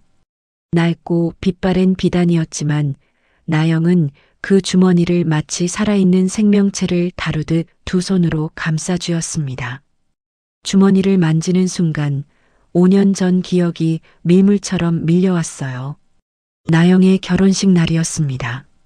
제대로 된 예식장을 잡을 형편이 안 되어서 동네 작은 식당 한쪽을 빌려 초라하게 치러진 결혼식이었어요. 하객이라고 해봐야 10명 남짓이었고 웨딩드레스 대신 나영은 동대문에서 산 하얀 원피스를 입었습니다. 그래도 나영은 행복했어요. 사랑하는 사람과 가정을 이루는 거니까 그걸로 충분했죠. 식이 끝난 뒤였습니다. 엄마 해숙이 나영의 손목을 잡고 식당 뒷방으로 데려갔어요. 엄마의 손은 마디가 굵어져 있었고 손등에는 갈라진 상처 자국이 가득했습니다. 평생을 동네 남자의 폭력과 가난에 시달려온 엄마의 얼굴에는 세월의 상처가 깊게 패여 있었어요. 한쪽 눈두덩은 오래전 맞아서 살짝 내려앉아 있었고 입꼬리 옆에는 지워지지 않는 흉터가 남아 있었죠. 뒷방 구석에서 엄마는 품속을 더듬더니 거친 손으로 나영의 손바닥 위에 작은 보라색 비단 주머니를 올려놓았어요. 나영아. 엄마의 목소리가 떨리고 있었습니다. 눈가에 주름이 잡히며 눈물이 차오르는 게 보였어요. 애미가 못나서 내 결혼식에 금가락지 하나 못 해주는구나.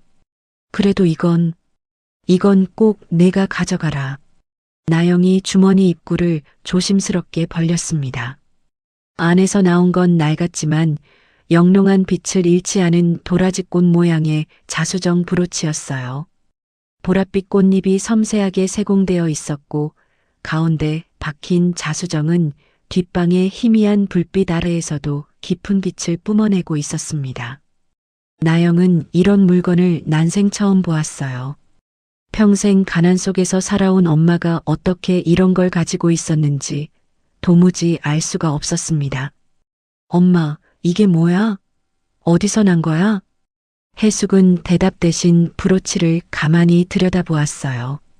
보랏빛 자수정 위로 눈물 한 방울이 떨어져 영롱하게 반짝였습니다. 한참을 말없이 브로치를 바라보던 해숙이 입을 열었어요. 목소리가 너무 낮아서 나영은 숨을 멈추고 귀를 기울여야 했습니다. 이건 내 영혼이야, 나영아. 내 인생에서 유일한 빛이었어. 엄마의 눈에서 눈물이 주르륵 흘러내렸습니다. 지옥 같은 세월 속에서도 내가 죽지 않고 버틴 건 언젠가 내가 가장 소중한 순간에 이걸 전해주고 싶어서였다. 해숙은 딸의 두 손을 꼭 감싸 쥐었어요.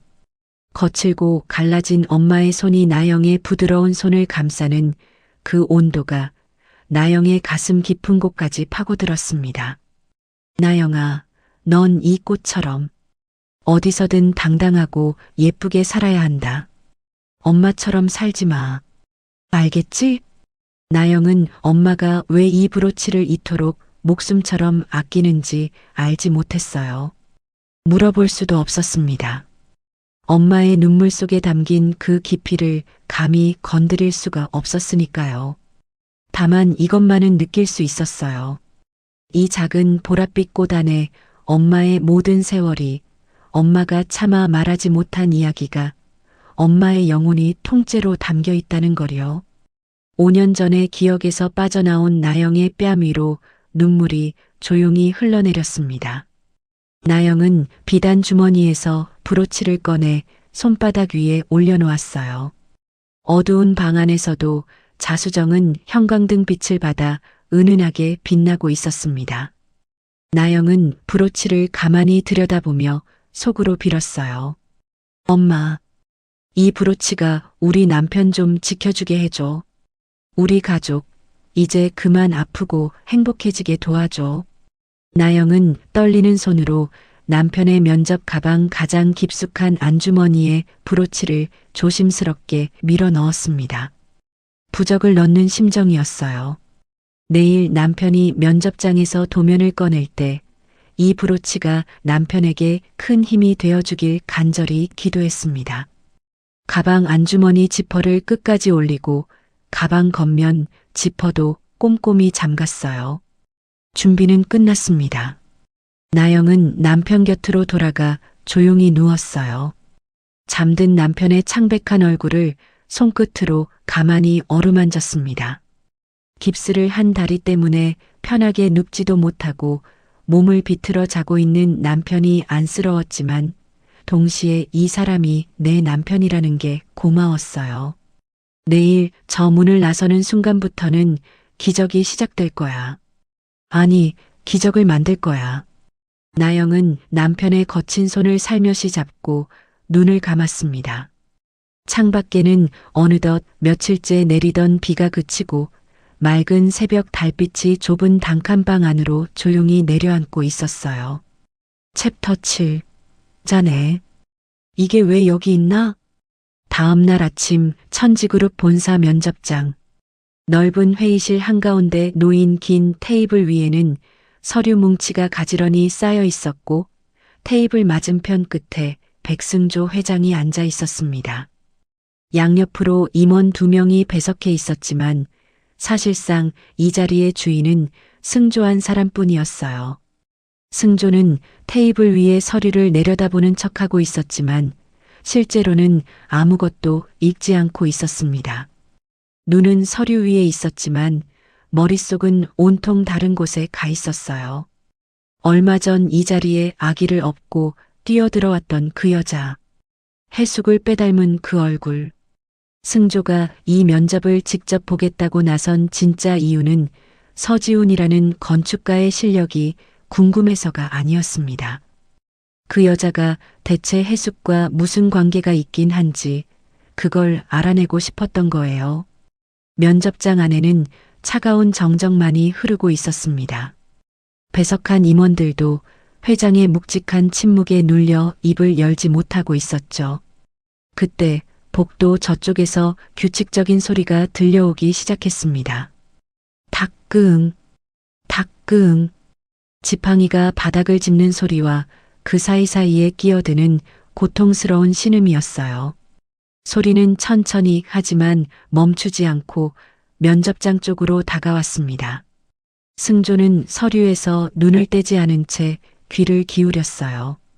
발소리의 간격이 좁고 불규칙한 것으로 보아 한 발을 제대로 디디지 못하는 사람이었습니다. 면접장 문이 열렸습니다. 문 앞에 선 사람은 서지훈이었어요. 한쪽 다리에 보조기를 차고 지팡이에 의지한 채 간신히 몸을 지탱하고 서 있었습니다.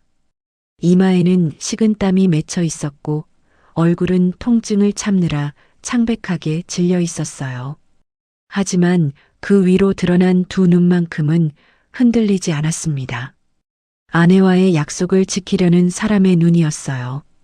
여기까지 오겠다고 반드시 이 자리에 서겠다고 한 그 약속을 지키기 위해 부러진 다리를 끌고 온 사람의 눈빛이었습니다. 지우는 지팡이를 짚으며 한 발 한 발 테이블 앞까지 걸어왔어요.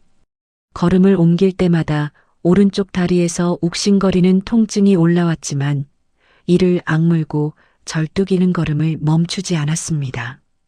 면접장 안에 있던 임원들의 시선이 지훈의 다리 보조기 위에 머물렀어요.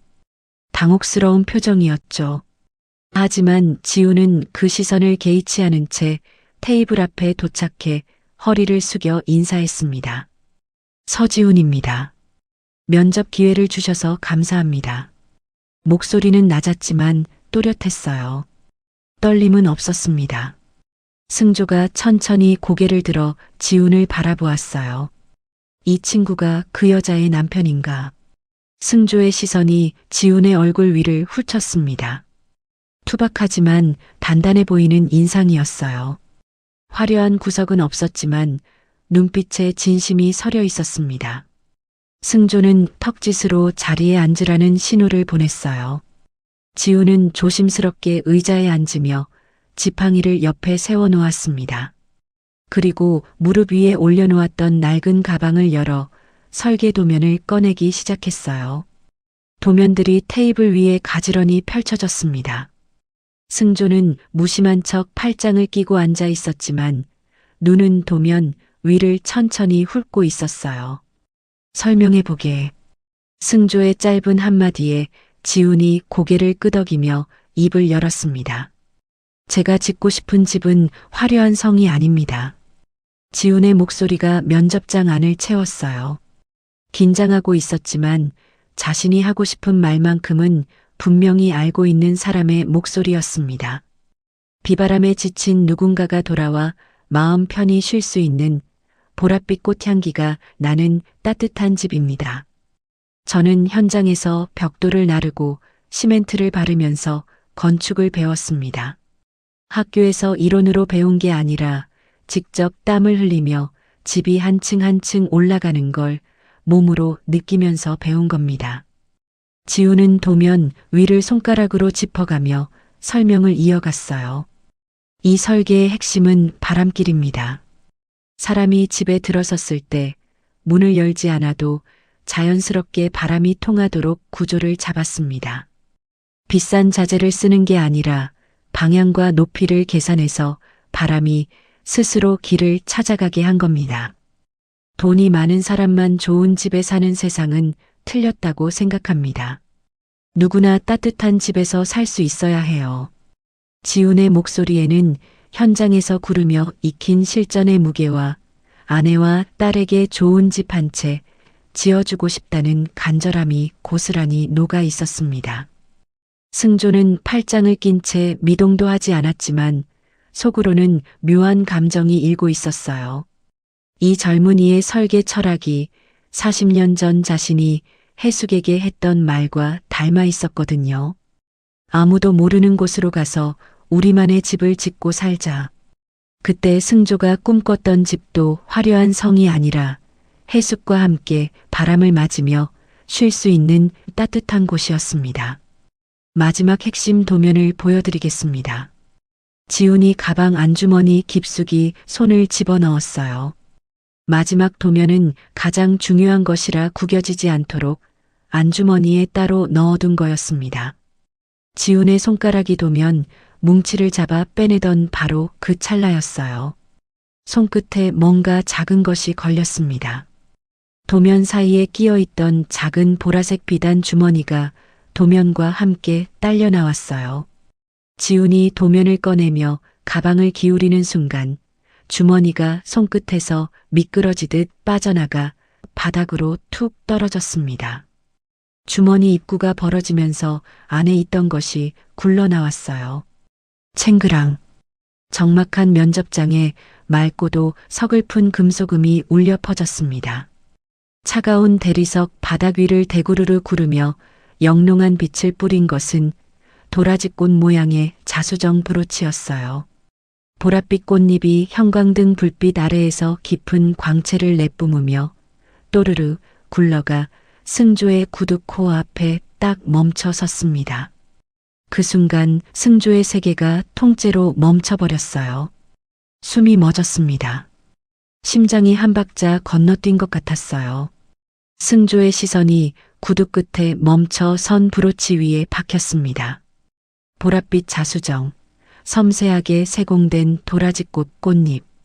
승조는 자리를 박차고 일어났습니다. 의자가 뒤로 밀려나며 바닥에 요란한 소리를 냈지만 승조는 아랑곳하지 않았어요. 테이블을 돌아 지훈 쪽으로 다가가더니 바닥에 떨어진 브로치를 낚아채듯 집어들었습니다. 두 손이 떨리고 있었어요. 거대한 기업을 이끌며 수많은 협상장에서 눈 하나 깜짝하지 않던 그 손이 이 작은 보랏빛 꽃 하나를 앞에 두고 나뭇잎처럼 떨리고 있었습니다. 40년 전 도라지꽃 언덕의 질퍽한 흙 속에 빠져 사라진 줄 알았던 자신의 심장. 어머니의 유품이자 해숙에게 건네려 했던 청혼의 증표가 지금 이 순간 승조의 손 안에서 떨리고 있었어요. 이게 승조의 목소리가 갈라졌습니다. 평소의 냉정함은 온데간데 없었어요. 경악과 형용할 수 없는 그리움이 뒤섞여 목소리가 거칠게 흔들리고 있었습니다. 승조는 브로치를 움켜쥔 채 지훈을 돌아보았어요. 눈이 벌겋게 달아올라 있었고 입술이 파르르 떨리고 있었습니다. 이게 자네 가방에서 왜 나오나? 당장 말해. 자네 이거 어디서 났어? 고함에 가까운 목소리였습니다. 배석한 임원들이 화들짝 놀라 자리에서 반쯤 일어났어요. 이런 승조는 처음이었거든요. 회사를 이끌면서 한 번도 감정을 드러낸 적 없는 사람이 지금 온몸을 떨며 소리를 지르고 있었으니까요. 지우는 당황한 나머지 의자에서 일어서려다 보조기를 찬 다리가 꼬여 비틀거렸습니다. 간신히 중심을 잡으며 대답했어요. 그건 제 아내의 것입니다. 장모님이 평생 목숨처럼 간직하시던 보물이라며 아내가 행운을 비는 마음으로 제 가방에 넣어둔 모양입니다. 회장님, 죄송합니다. 제가 미처 확인을 못하고 장모님이 평생 간직하던 보물. 그 한마디가 승조의 무릎을 꺾었습니다. 다리에서 힘이 빠졌어요. 승조는 테이블 모서리를 붙잡으려 했지만 손에 힘이 들어가지 않았습니다. 그대로 바닥에 주저앉았어요. 임원들이 놀라서 달려왔지만 승조는 손을 들어 모두를 제지했습니다. 40년 동안 죽은 듯 고요했던 승조의 세계에 거대한 해일이 덮쳐오고 있었어요. 해숙이 살아있다는 것. 해숙이 이 브로치를 버리지 않았다는 것. 40년이라는 지옥 같은 세월 동안 이 작은 보랏빛 꽃을 평생 목숨처럼 닦으며 간직해왔다는 것.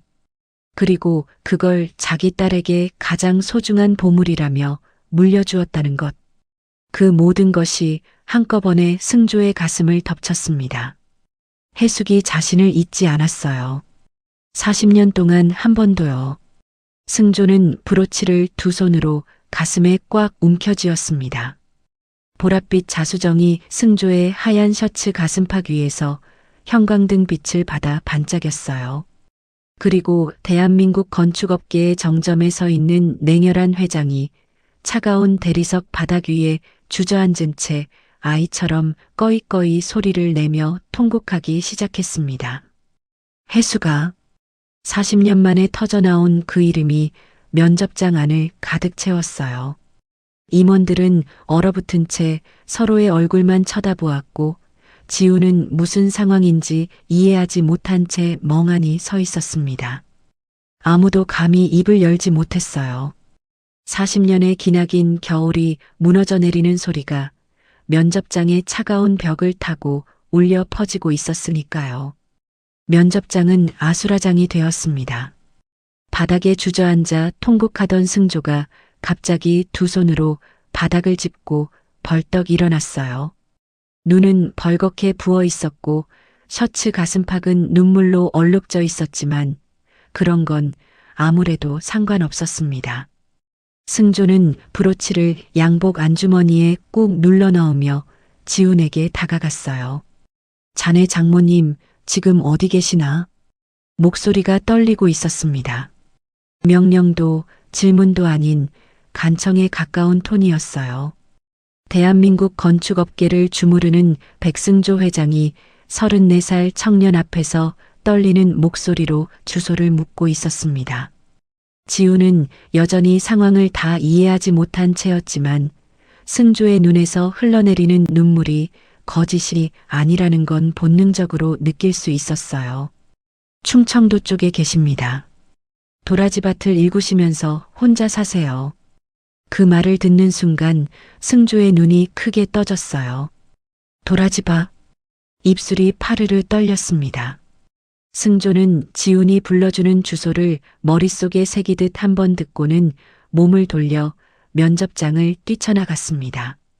주위의 시선도 체면도 65년 동안 쌓아 올린 냉혈한의 가면도 전부 내팽개친 채였어요. 회장님, 회장님, 어디 가십니까?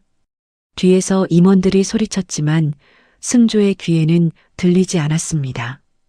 복도를 지나 엘리베이터를 타고 지하 주차장으로 내려간 승조는 기사도 부르지 않은 채 직접 운전석에 올라탔어요.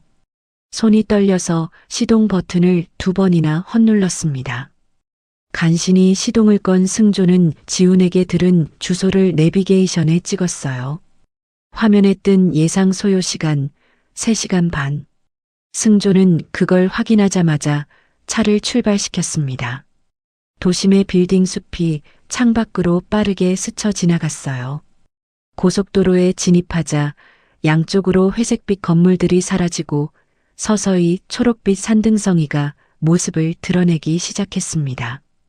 풍경이 바뀔수록 승조의 심장은 터질 듯이 방망이질했어요.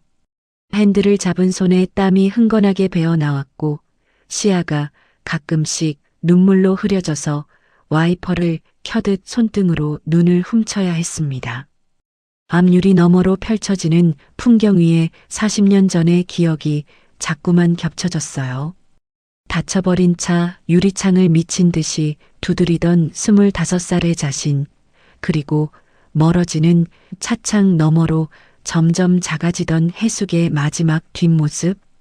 그때도 승조는 차 안에 있었습니다. 하지만 그때는 끌려가는 차 안에서 아무것도 할 수 없었어요. 오늘은 다릅니다. 오늘은 내가 직접 핸들을 잡고 있습니다. 40년 전에는 가지 못한 그 길을 오늘은 내 발로 가는 겁니다. 3시간이 넘는 시간이 흘렀어요. 고속도로를 빠져나오고 국도를 타고 다시 좁은 시골길로 접어들었습니다. 포장이 끝난 길 위로 흙먼지가 피어오르기 시작했어요. 내비게이션이 목적지에 가까워졌다고 알릴 때쯤 승조는 차속도를 줄였습니다. 그리고 창밖을 보았어요. 숨이 멎었습니다. 차에서 내린 승조의 발치에 보랏빛 도라지꽃이 파도처럼 일렁이는 끝없는 밭이 펼쳐져 있었어요. 바람이 불 때마다 보랏빛 물결이 출렁이며 꽃향기를 실어 날랐습니다. 40년 전 두 사람이 나란히 앉아 영원을 약속했던 그 언덕의 꽃들과 똑같은 색깔이었어요. 승조는 차 문에 기댄 채 한참을 서 있었습니다. 다리에 힘이 풀려서 한 발도 내디딜 수가 없었어요. 해숙이 이 꽃을 심은 거였습니다. 40년 동안 이 외딴 시골에서 혼자서 이 꽃을 가꿔온 거예요. 그 사실이 승조의 가슴을 사정없이 짓눌렀습니다. 승조는 떨리는 다리를 이끌고 도라지밭 사이길을 걸어 들어갔어요. 흙먼지가 고급 구두를 덮쳤고 양쪽에서 뻗어나온 나뭇가지가 값비싼 양복 소매를 핥히었습니다. 하지만 승조는 느끼지 못했어요. 눈에 보이는 건 오직 하나, 꽃들 사이로 어렴풋이 보이는 한 여인의 실루엣뿐이었습니다. 저 멀리 낡은 밀짚 모자를 쓰고 쪼그려 앉아 흙을 만지고 있는 노년의 여인이 보였어요. 승조는 숨이 턱 끝까지 차올라 걸음을 멈춰야 했습니다. 심장이 너무 세게 뛰어서 앞으로 나갈 수가 없었어요. 굽은 등이 보였습니다.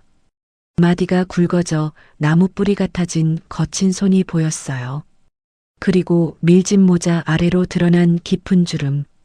40년 전 단아하고 고든 자세로 스케치북 위에 꽃을 그리던 모습은 온데간데 없었습니다. 세월의 풍파가 그녀의 몸 위에 고스란히 새겨져 있었어요. 하지만 승조는 단번에 알아챌 수 있었습니다.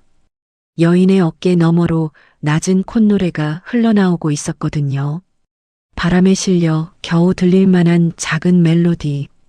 그건 40년 전 해숙이 승조의 자전거 뒷자리에 앉아 불러주던 바로 그 노래였어요. 승조의 눈에서 눈물이 쏟아졌습니다. 참으려 해도 참을 수가 없었어요. 승조는 차마 더 가까이 다가가지 못했습니다. 한 걸음만 더 떼면 될 거리에서 떨리는 목소리로 그 이름을 불렀어요. 해수가. 호미질을 하던 손이 멈췄습니다. 오해숙. 여인의 어깨가 미세하게 떨렸어요. 콧노래가 끊겼습니다. 시간이 멈춘 것처럼 몇 초간의 정적이 흘렀어요. 그리고 여인이 천천히, 아주 천천히 고개를 돌렸습니다. 밀짚 모자 챙 아래로 드러난 눈동자. 세월이 깊은 주름을 새겨놓았지만 그 맑고 강단 있던 눈매만큼은 40년 전 그대로였어요. 해숙은 눈앞에 서 있는 남자를 멍하니 바라보았습니다.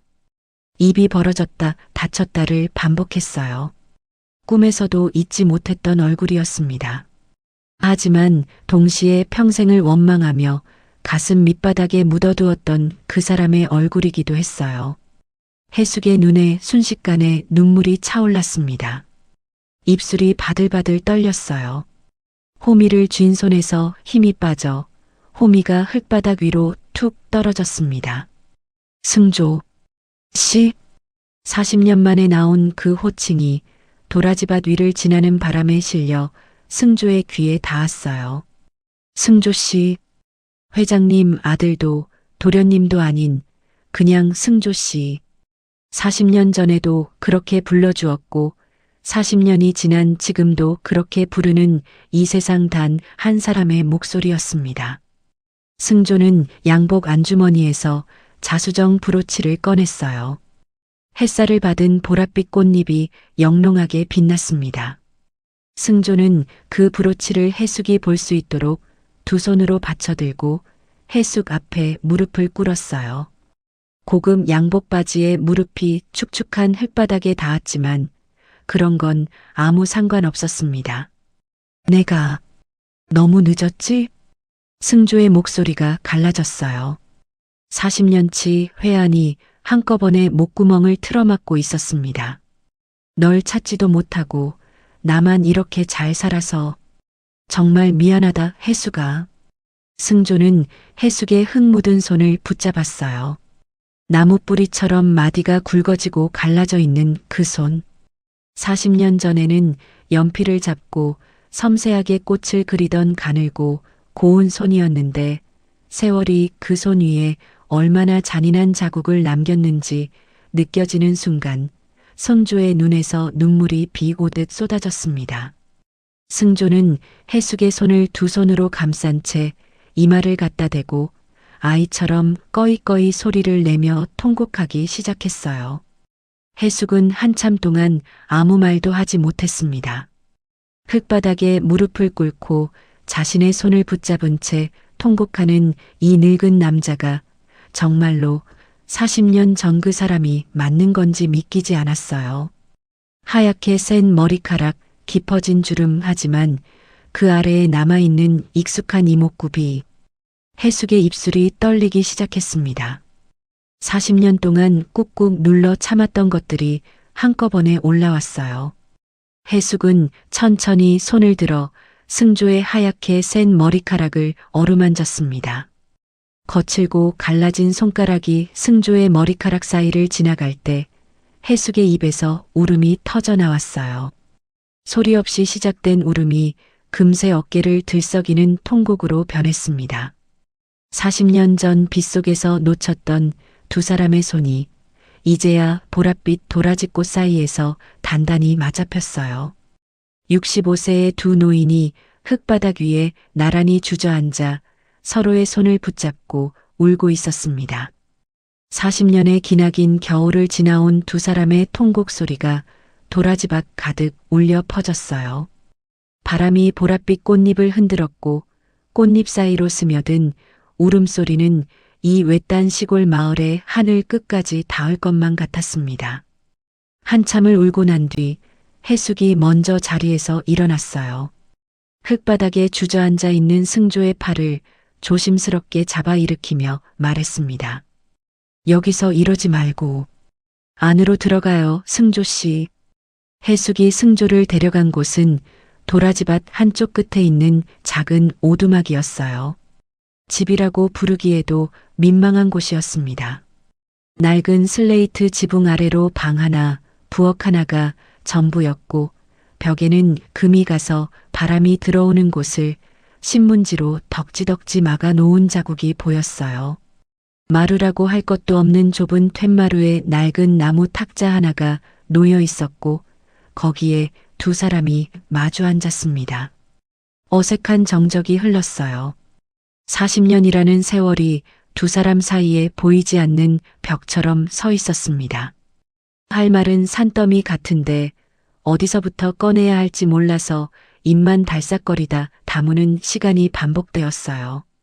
해숙은 탁자 위 찻잔을 만지작거렸고 승조는 자신의 두 손만 내려다보고 있었습니다. 승조가 먼저 입을 열었어요. 떨리는 손으로 양복 안주머니에서 자수정 브로치를 꺼내 탁자 위에 조심스럽게 올려놓았습니다. 보랏빛 꽃잎이 오후 햇살을 받아 영롱하게 빛났어요. 해숙아, 이거 내가 나영이한테 준 거 맞지? 해숙의 시선이 브로치 위에 멈췄습니다. 눈동자가 크게 흔들렸어요. 오늘 면접 보러 온 그 친구 가방에서 이게 떨어지더라. 바닥에 굴러서 내 구두 앞에 딱 멈추는데. 승조의 목소리가 잠시 끊겼어요. 마른 침을 삼키고 간신히 이어나갔습니다. 나 그 순간에 심장이 멈추는 줄 알았어. 해숙은 탁자 위의 브로치를 가만히 내려다보았어요. 자신이 딸에게 건넨 마지막 분신이 40년 전 이걸 자신에게 주려 했던 바로 그 남자의 손에 들려 돌아온 거였습니다. 해숙의 목이 메어왔어요. 입술이 떨려서 한참을 아무 말도 하지 못했습니다. 침묵을 깬 건 다시 승조였어요. 해숙아, 그날 이후로 무슨 일이 있었던 거야? 난 너를 찾으려고 사람을 풀었는데 흔적이 아무것도 없더라. 고향 집도 헐려 있었고 가족들도 전부 사라진 뒤였어. 대체 어디서 뭘 하고 있었던 거야? 승조의 목소리에 애원이 묻어 있었습니다. 40년 동안 답을 얻지 못한 질문이었어요. 해숙은 찻잔을 감싼 손에 힘을 주며 천천히 입을 열었습니다. 목소리는 덤덤했지만 그 덤덤함 아래에 40년치 눈물이 가라앉아 있었어요. 승조 씨 아버님이 사람들을 보내셨어요. 승조의 눈이 커졌습니다. 그날 밤이었어요. 승조 씨가 끌려간 그날 밤에 검은 양복 입은 사람들이 우리 집에 찾아왔어요. 내가 당신 앞길 막는 독초라고. 내가 조용히 사라져야 당신이 천지그룹 후계자로 온전히 살 수 있다고 했죠. 해숙의 손끝이 미세하게 떨렸어요. 하지만 목소리는 흐트러지지 않았습니다. 40년이라는 시간이 이 이야기를 수천 번 되새기게 만들었고 그 덕분인지 이제는 담담하게 꺼낼 수 있게 된 거였어요. 내가 무슨 힘이 있었겠어요. 가난한 25살이 천지그룹한테 어떻게 맞서요. 그저 무서워서 당신 앞길 막을까봐 도망치듯 떠난 거예요. 사라지는 게 당신을 지키는 거라고 생각했어요. 그게 내가 할 수 있는 유일한 사랑이었으니까. 승조는 탁자 위에 올려놓은 두 주먹을 꽉 쥐었습니다. 손등에 핏줄이 도드라졌어요. 자신의 화려한 성공이 업계의 정점에 오른 그 빛나는 40년이 해숙의 희생 위에 세워진 성벽이었다는 사실이 칼날처럼 가슴을 찔렀습니다. 그래서 어떻게 된 거야?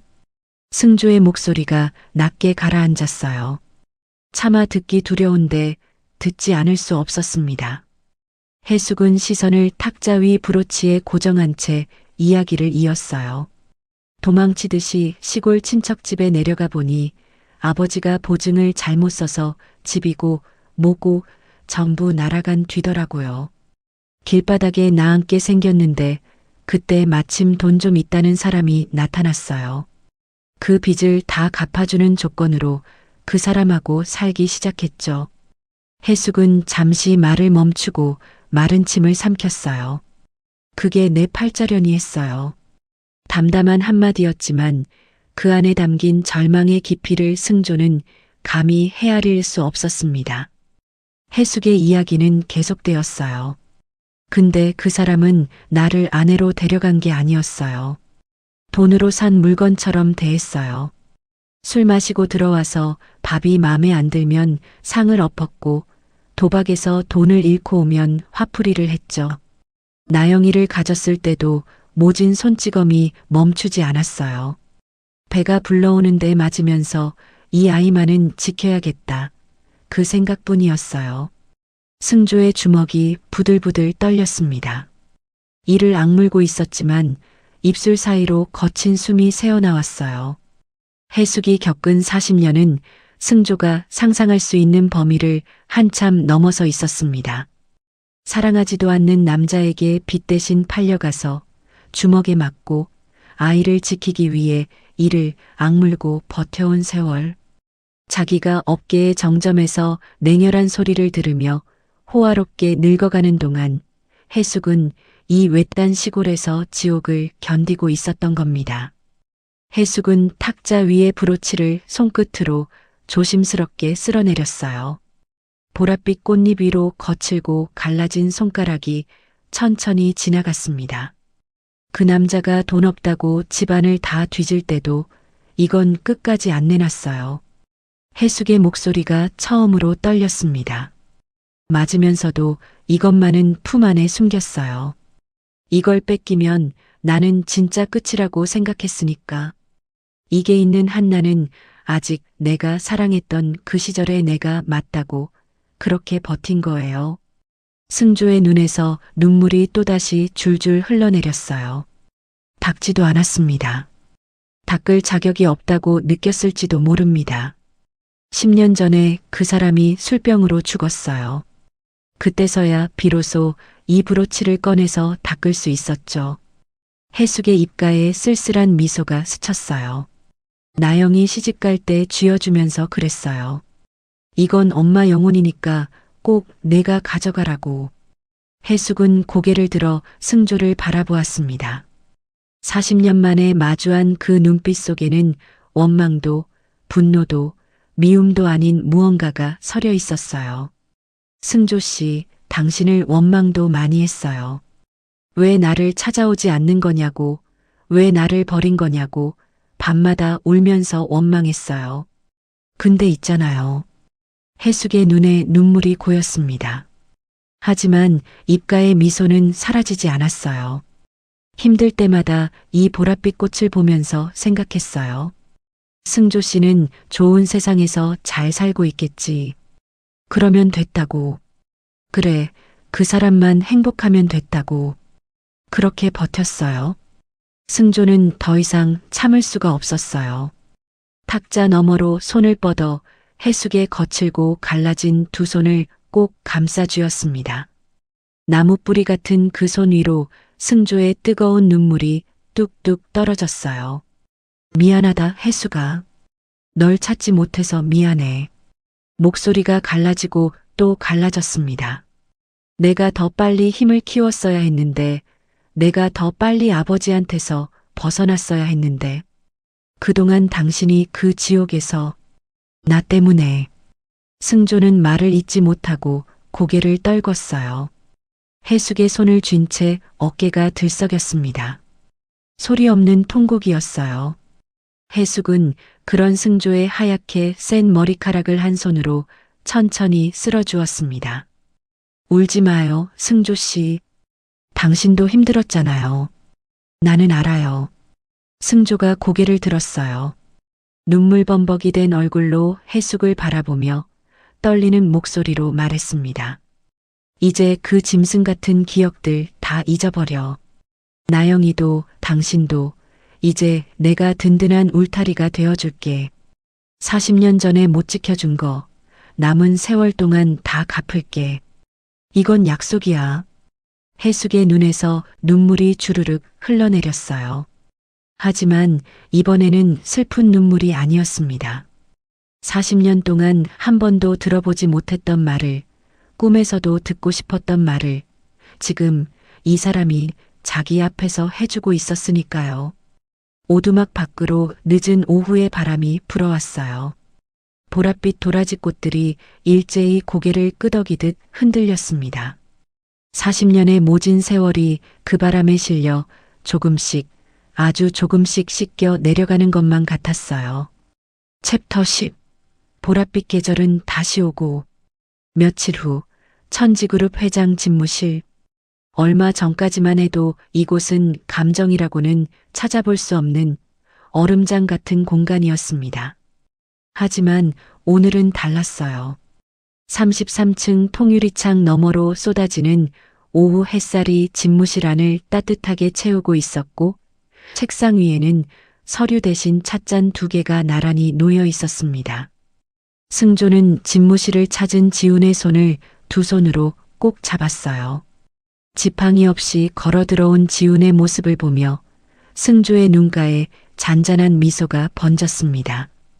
깁스가 풀리고 보조기도 떼고 두 발로 당당히 걸어 들어온 사위의 모습이 대견하면서도 동시에 그 뒤에 서 있는 보이지 않는 인연의 끈이 새삼 놀라웠어요. 서서방, 정말 고맙네. 승조의 목소리에는 천지그룹 회장의 위엄 대신 한 사람의 진심이 담겨 있었습니다. 사고를 당하고도 포기하지 않고 나영이와 자네가 나를 찾아와 주었기에 40년 동안 잃어버렸던 내 반쪽을 비로소 다시 만날 수 있었네. 두 사람이 우리를 다시 이어준 1등 공신이야. 지우는 승조의 두 손에 감싸인 자신의 손을 내려다보았어요. 건설 현장에서 굳은 살이 박힌 자신의 거친 손을 대한민국 건축업계의 거물이 이렇게 꼭 잡아주고 있었습니다. 지훈의 목이 메어왔어요. 아닙니다, 회장님. 저야말로 제 아내와 장모님의 한을 풀어주셔서 감사합니다. 장모님이 요즘 얼마나 웃으시는지. 저희 결혼하고 5년 동안 한 번도 못 본 웃음이에요. 승조는 지훈을 흐뭇하게 바라보았어요. 40년 전 자신이 갖지 못했던 것을 이 부부는 가지고 있었습니다.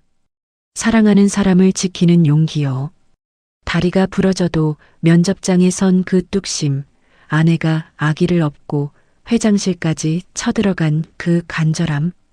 그 두 사람의 용기가 없었다면 승조는 평생 해숙을 만나지 못한 채 늙어갔을 겁니다. 승조는 이제 지훈을 천지그룹의 가족이자 든든한 파트너로 받아들이기로 마음먹었어요.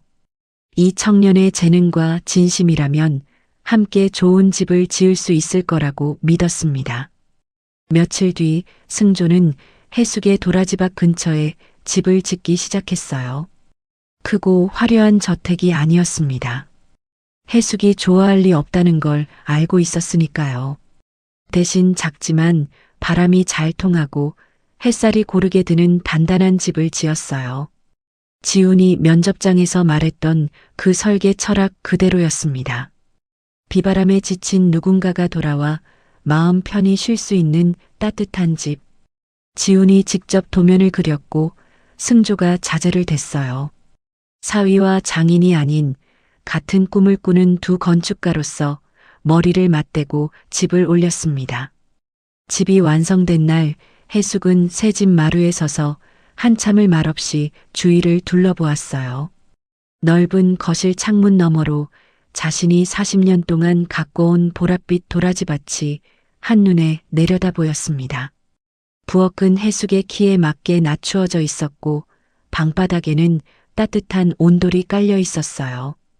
해숙을 괴롭히던 지독한 가난과 폭력의 기억은 이 단단한 벽과 지붕 아래에서 더 이상 그녀에게 닿을 수 없었습니다. 승조 씨, 나한테 이렇게까지 안 해도 되는데. 해숙이 사양하듯 작은 목소리로 말했어요. 평생을 남에게 폐를 끼치지 않으려 움츠리며 살아온 사람의 버릇이었습니다. 승조는 해숙의 손을 잡으며 부드럽게 웃었어요. 아니, 이건 내 40년치 마음이야. 당신은 그저 이 예쁜 집에서 하랑이 크는 거 보면서 웃기만 해. 이제 내가 당신의 가장 튼튼한 지붕이 되어줄게. 해숙의 눈에 눈물이 그렁그렁 맺혔지만 입가에는 40년 만에 처음으로 근심 없는 미소가 피어올랐습니다. 그리고 어느 화창한 오후였어요. 보랏빛 도라지꽃이 절정으로 피어오른 날이었습니다. 승조와 해숙은 40년 전 그날처럼 도라지꽃이 가득 핀 언덕에 나란히 앉았어요.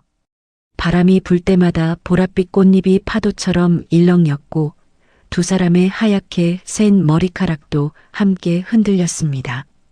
승조는 주머니에서 소중히 간직해온 자수정 브로치를 꺼냈어요. 40년 전 도라지꽃 언덕의 진흙 속에 빠졌다가 해숙의 품에서 35년을 보내고 나영의 가방을 거쳐 면접장 대리석 바닥을 굴러 손조의 구두 앞에 멈춰 섰던 그 브로치. 기나긴 여행을 마치고 돌아온 이 작은 보랏빛 꽃은 승조의 정성스러운 손길을 거쳐 그 어느 때보다 찬란하게 빛나고 있었습니다. 해수가 40년 전에 못다 한 말이 있어. 승조의 목소리가 떨렸어요. 65세의 노인이 25살 청년으로 돌아간 것처럼 얼굴이 벌겋게 달아올라 있었습니다. 이제야 한다. 승조는 떨리는 손으로 해숙의 고운 새 옷깃에 브로치를 달아주었어요. 40년 전에는 끝내 달아주지 못했던 그 브로치가 이제야 제자리를 찾았습니다. 꽃잎 모양의 핀이 옷깃에 꽂히는 순간 승조의 눈에서 눈물이 한 줄기 흘러내렸어요. 사랑한다. 아주 오래전부터 지금까지 단 한순간도 당신을 잊은 적 없어. 해숙은 옷깃에 달린 브로치를 내려다보았어요. 보랏빛 자수정이 오후 햇살을 받아 깊은 광채를 내뿜고 있었습니다. 40년 전 빗속에서 진흙에 파묻혔던 이 작은 꽃이 40년의 겨울을 견디고 다시 피어난 거였어요. 해숙의 눈에서 눈물이 주르륵 흘러내렸지만 입술에는 세상에서 가장 환한 미소가 걸려 있었습니다. 승조 씨, 나도요. 나도 한 번도 잊은 적 없어요. 그때 언덕 아래에서 환한 웃음소리가 들려왔어요. 하랑이가 할아버지 보면 좋아서 웃네. 나영이었습니다. 하랑이를 아는 지훈과 나란히 언덕을 올라오고 있었어요. 하랑이가 언덕 위에 승조를 발견하고 두 팔을 벌리며 까르르 웃었습니다. 해숙은 그 모습을 보며 환하게 웃으며 손을 흔들었어요. 40년 동안 한 번도 이렇게 웃어본 적이 없었을 겁니다. 승조는 해숙을 곁에 두고 언덕을 올라오는 나영을 바라보며 따뜻하게 미소 지었어요.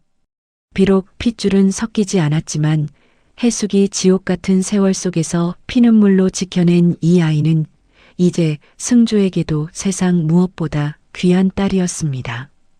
나영의 강단 있는 눈매가 포대기에 아기를 업고 회장실까지 쳐들어왔던 그 용감한 모습이 해숙의 젊은 시절과 겹쳐질 때마다 승조의 가슴이 뜨거워졌어요.